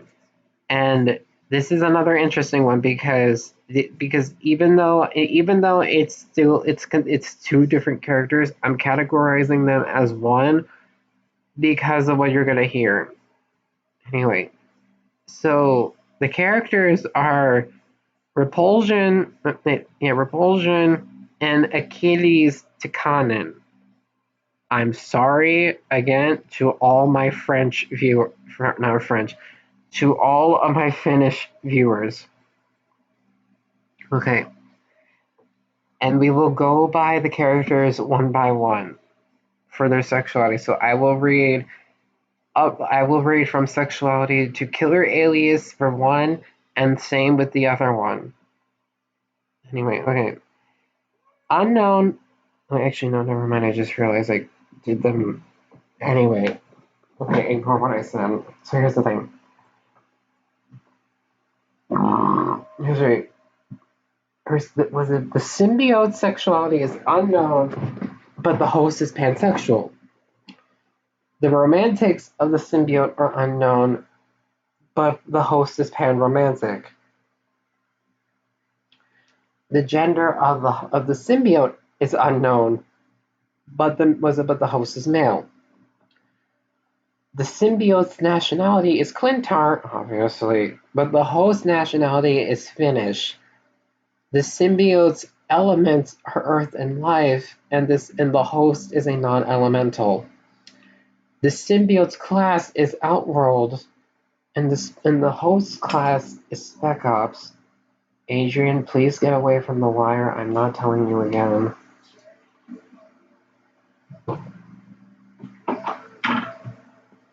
Okay. For both of them, they are a ground and grass gym leader. The age of the symbiote is 157, and the host age is 47. Okay. The height of the host is 5'10", but the moment the symbiote bonds with the host, their height is 7 feet and 5¼ inches. However, the reason why I didn't say that they are the tallest, despite the fact that they are over 7 feet tall, is because I don't consider that as a natural height. That height is a enhanced height. I only take natural heights into consideration. Anyway, the killer alias for the symbiote is obviously the symbiote, and the host's killer alias is the possessed. And as you already hopefully probably know, they are from Marvel. And summary. I don't necessarily want to spoil much for these characters aside from the fact that they're bonded, especially since this information is classified. But I will release the following. The test subject is Finnish and lived a very troublesome life. The test subject unwillingly accepted this offer to get a better job opportunity. The specimen seems to be mixing with the host well, and the specimen gets defensive when officers attempts to remove itself from the test subject. Number 32, Samantha Santiago. She's asexual, homoromantic, agender, Argentine and Indian, another non-elemental. Her class is unknown. She's a flying and electric gym leader. She's 15 years old. She's 5'2". Her killer alias is the Witch, and the only disability that she has is that she suffers from autism. And for the record, it's a moderate leveled autism. Even though it's dying down, it's a moderate leveled autism. Anyway, summary. Samantha cannot be defined by having a mental disability ever since she was born. However, she can simply be defined as a representation for women with this type of disability that it's okay to be who you are. With the right people and a substantial amount of dedication, one can feel happy with who they are. Oh god, they're making another Pacific Rim. Okay.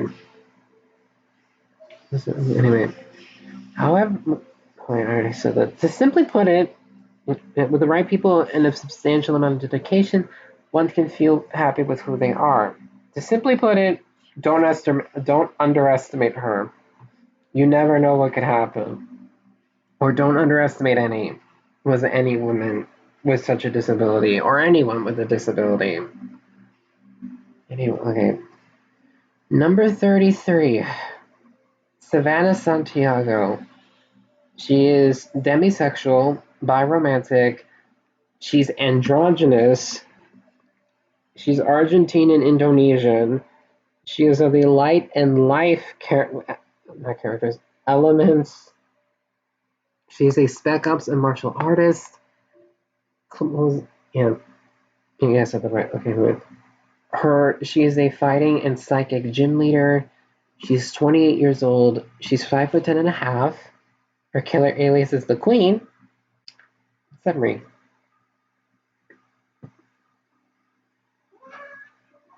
The woman of many others' dreams and the bane of others' existence. Although she hasn't gone through as much shit as her mother, she still has lost some important people in her life, that being her ex-boyfriend and her brother.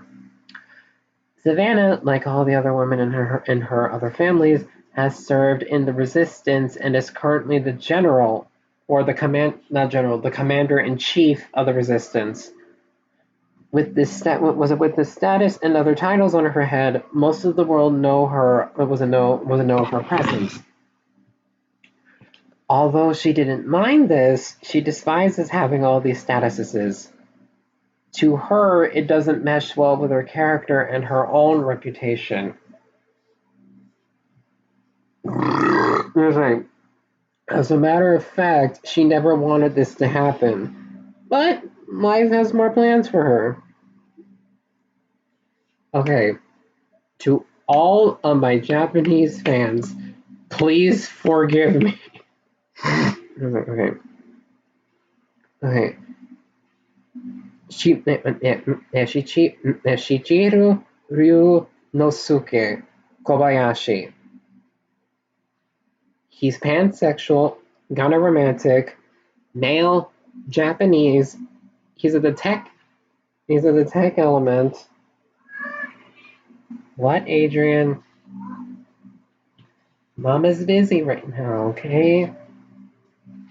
Anyway, it's okay. He's of the martial artist class. His gym leader, he's a steel gym leader. Steel gym leader. He's 32. He's 4'6", even though, to be honest, I think I might make him smaller. And listen, because of what I'm about to say soon, his killer alias is the Deranged, and he suffers from dwarfism and muscle atrophy. And I already made the height change. He's no longer 4'6", he's 4'1". Anyway, summary. A dwarf with a reputation across all of Earthrealm. Shichiru is known for possessing all knowledge about the forest and other hidden places. Not only that, but he is known as one of the best black... that sounded wrong. Let me say that again. But he is known as one of the best blacksmiths in the realm. However, being the best blacksmith led him into a life of suffering, poverty, and torture, as most Outworlders and Netherrealmers wanted him for his skills. It's hard to be skilled in this type of field, anyway. And of course, my dumbass was like, let's just leave it there and move on.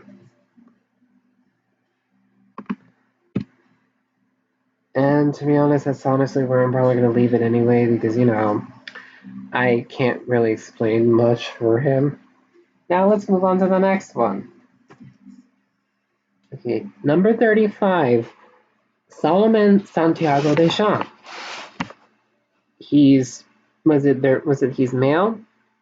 He's a Maine Coon and Tabby hybrid. He's a non-elemental. His class is unknown. Pokemon type, which is normal. He's 2 months or 3 years in human years. He's 11.5 inches, which makes him the smallest character. And his killer alias is the Carnage. And if you're wondering, okay, I don't even have it, but anyway, summary. Like if you're like seriously, there really isn't anything for me to talk about because legit, he's a kitten.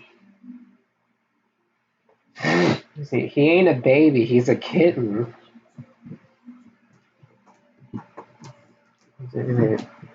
Number 36, Steven Janssen Jr.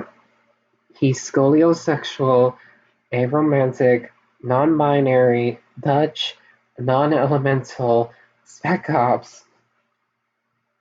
Right. Fighting ground gym leader. He's 28. He's 6'5". His killer alias is the false pastor. And summary. One of the survivors of a catastrophic genocide led by a cult filled with rogue androids and cyborgs.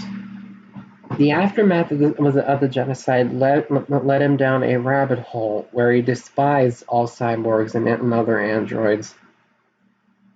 Every day was a day filled with hatred against the robots, and he wanted nothing to do with them. If he saw one, he wanted to punch it. Sometimes he wanted to kill them.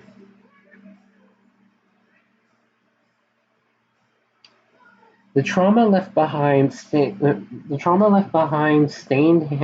his mind for a long time. Only did he move to Florida did he finally understand that not all robots were horrible. Fast forward to today, he is now a personal bodyguard for an android-human hybrid. But something still felt off. Number 27. Not 27. Number 37. Talon. They're homosexual, gyneromantic, non-binary, supposedly Cybertronian. They are the dark and tech elements. They are the nomad class. They are a steel and dark gym leader. They're 19. They're 3'10". killer alias is the Decepticon, and as you guessed or already can tell, they are. Was it? I also did not add this mainly because I forgot, but they are. Was it? But they are the only character from a Transformers universe I might make.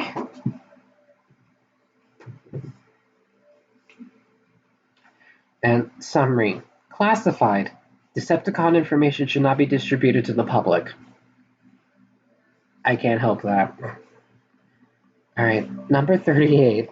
We're almost done. Okay. Indians, please forgive me. Or both Indian people and my Indian fans. Okay. Vincent Chandra or Chandra. I hope what I think it is Chandra. Please just let me know. Okay. Anyway, they're asexual. He's asexual, andromantic, male, Indian. These are the dark and earth elements. Excuse me. He is of the martial artist and outworld classes. He is a dark and fighting gym leader. He's 55. He's 6'2" and 2 3/4 inches. A weird number, but you know what? What can you do? Okay. His killer alias is the werewolf. You heard me. He currently suffers from dementia, and summary: not much is known about Vincent either. All that is known about him is that he has an extreme desire for hunting and earns his revenue through funding and selling caught food. Whether it was food down in the streams or ocean, or through the woods or human organs, he'd find it, capture it, and sell it. That's really it. Alright. Number 39. William Smith. He's asexual, biromantic, agender, Australian, non-elemental, outworld. He is a dragon and electric gym leader. He's 32 years old, 5'9". His killer alias is the Inferno. He currently suffers from spinal stenosis, vitiligo, and photosensitivity. And summary: William is your average spokesperson, but unlike most other spokespeople, he can actually make a meaningful speech about anything. He's been called for many events in the past and even volunteered for some in an attempt to get students to understand the point of the discussion. It's really as simple as that. Right, now, the last character, as of right now, I know I'm making more. I can already tell. But for right now, Zosimus, I hope I'm saying that right, Winterborn. They're asexual, aromantic, agender. They're English and Greek. They are the dark and undead elements. They are from Outworld. What was it? They are of the Outworld and Netherrealm classes. They are a poison gym leader. And he is 680 years old. He's 6'4" and 3/4 inches. And his killer alias is called the Infection. And this is why. He suffers from a lot of things. Pneumonic plague, septicemic plague, the bubonic plague, body integrity identity disorder, and also EBV. which is again that was it the the erythrodermic botanical virus summary, and this is a long one. But it was a what other way to end? Was it this last character? A plague doctor that met his unfortunate demise. After studying in science, botany, and medicine in Greece, he decided to take this knowledge and apply it for a job in England. Excuse me. Jesus. Okay. Yes, I. Right. After being accepted into a local hospital, he began treating people with the standard medication for yellow fever and used was the botanical methods to treat small wounds. He worked at the hospital for several months until he got a patient with large cysts under his arm. At first, he figured it was just a weird infection, so he put leeches on the blister and removed all the pus within it. However, there was more blood than pus. He left the patient in the room for a moment and ran outside to see what was happening after hearing a commotion of several people running around and screaming. Several thousand people were running away from the dogs, coughing up phlegm and blood. It took him a few minutes to realize that this was more than just a simple bacteria issue. This was worse than any other disease he encountered. He donned a plague doctor suit and was in ward around the city of London, witnessing citizens laying on the floor with cysts lumps with cysts lumps the size of apples, vomiting blood and other substances, and laying in pools of their own liquid. It didn't take long until Winterbourne started to see signs of the plague on himself. He did everything he could to clear up the symptoms and tried to clear it before it killed him.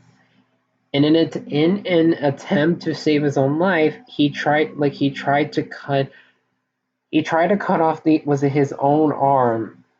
But he tried to cut off the arm that was majorly exposed to the plague.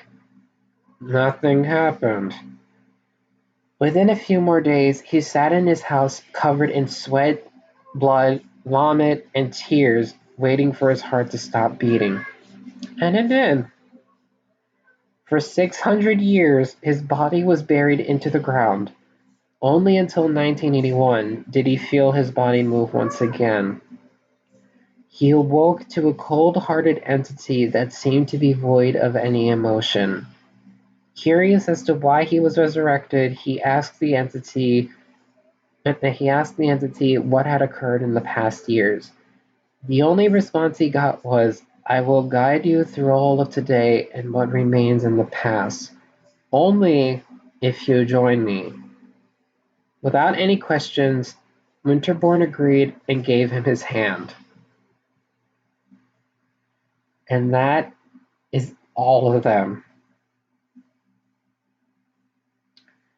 I will was okay. I will be asking y'all like what you think, but right now I have to go downstairs, so I will be right back.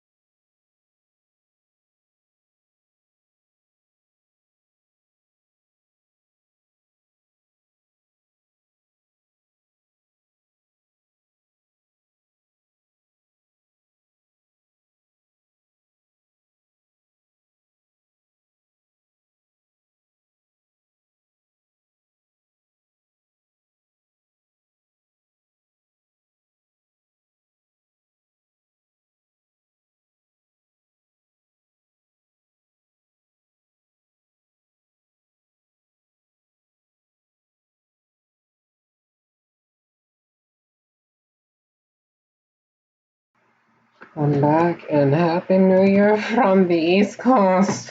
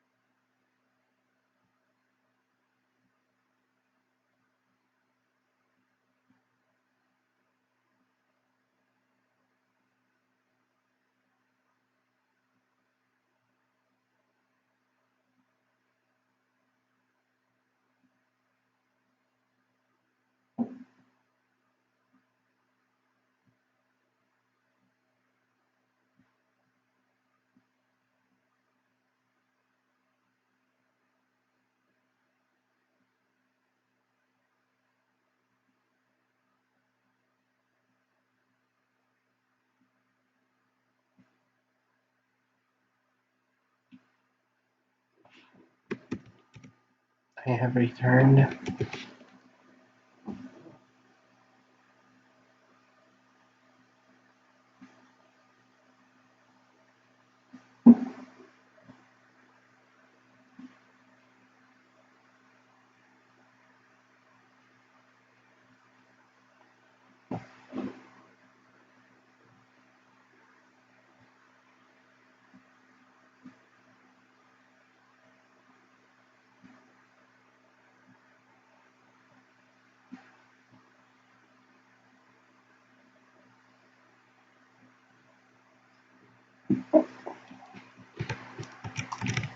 Well, I guess was it okay? I guess since a lot of people are leaving, because I guess I'll end the stream and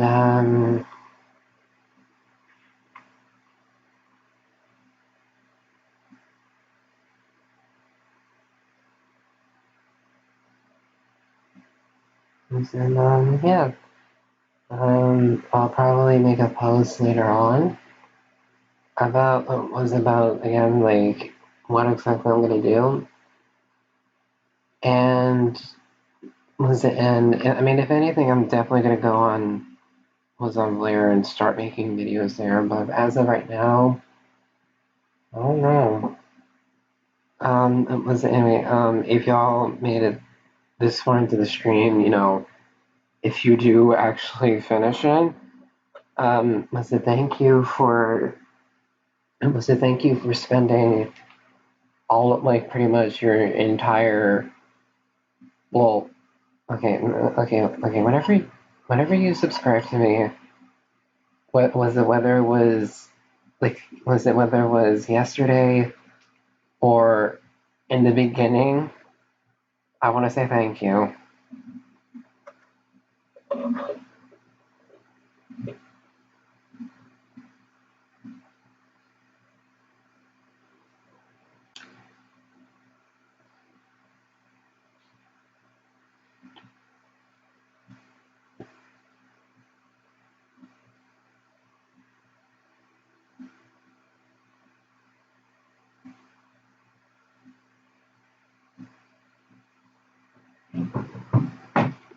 Goodbye, everyone.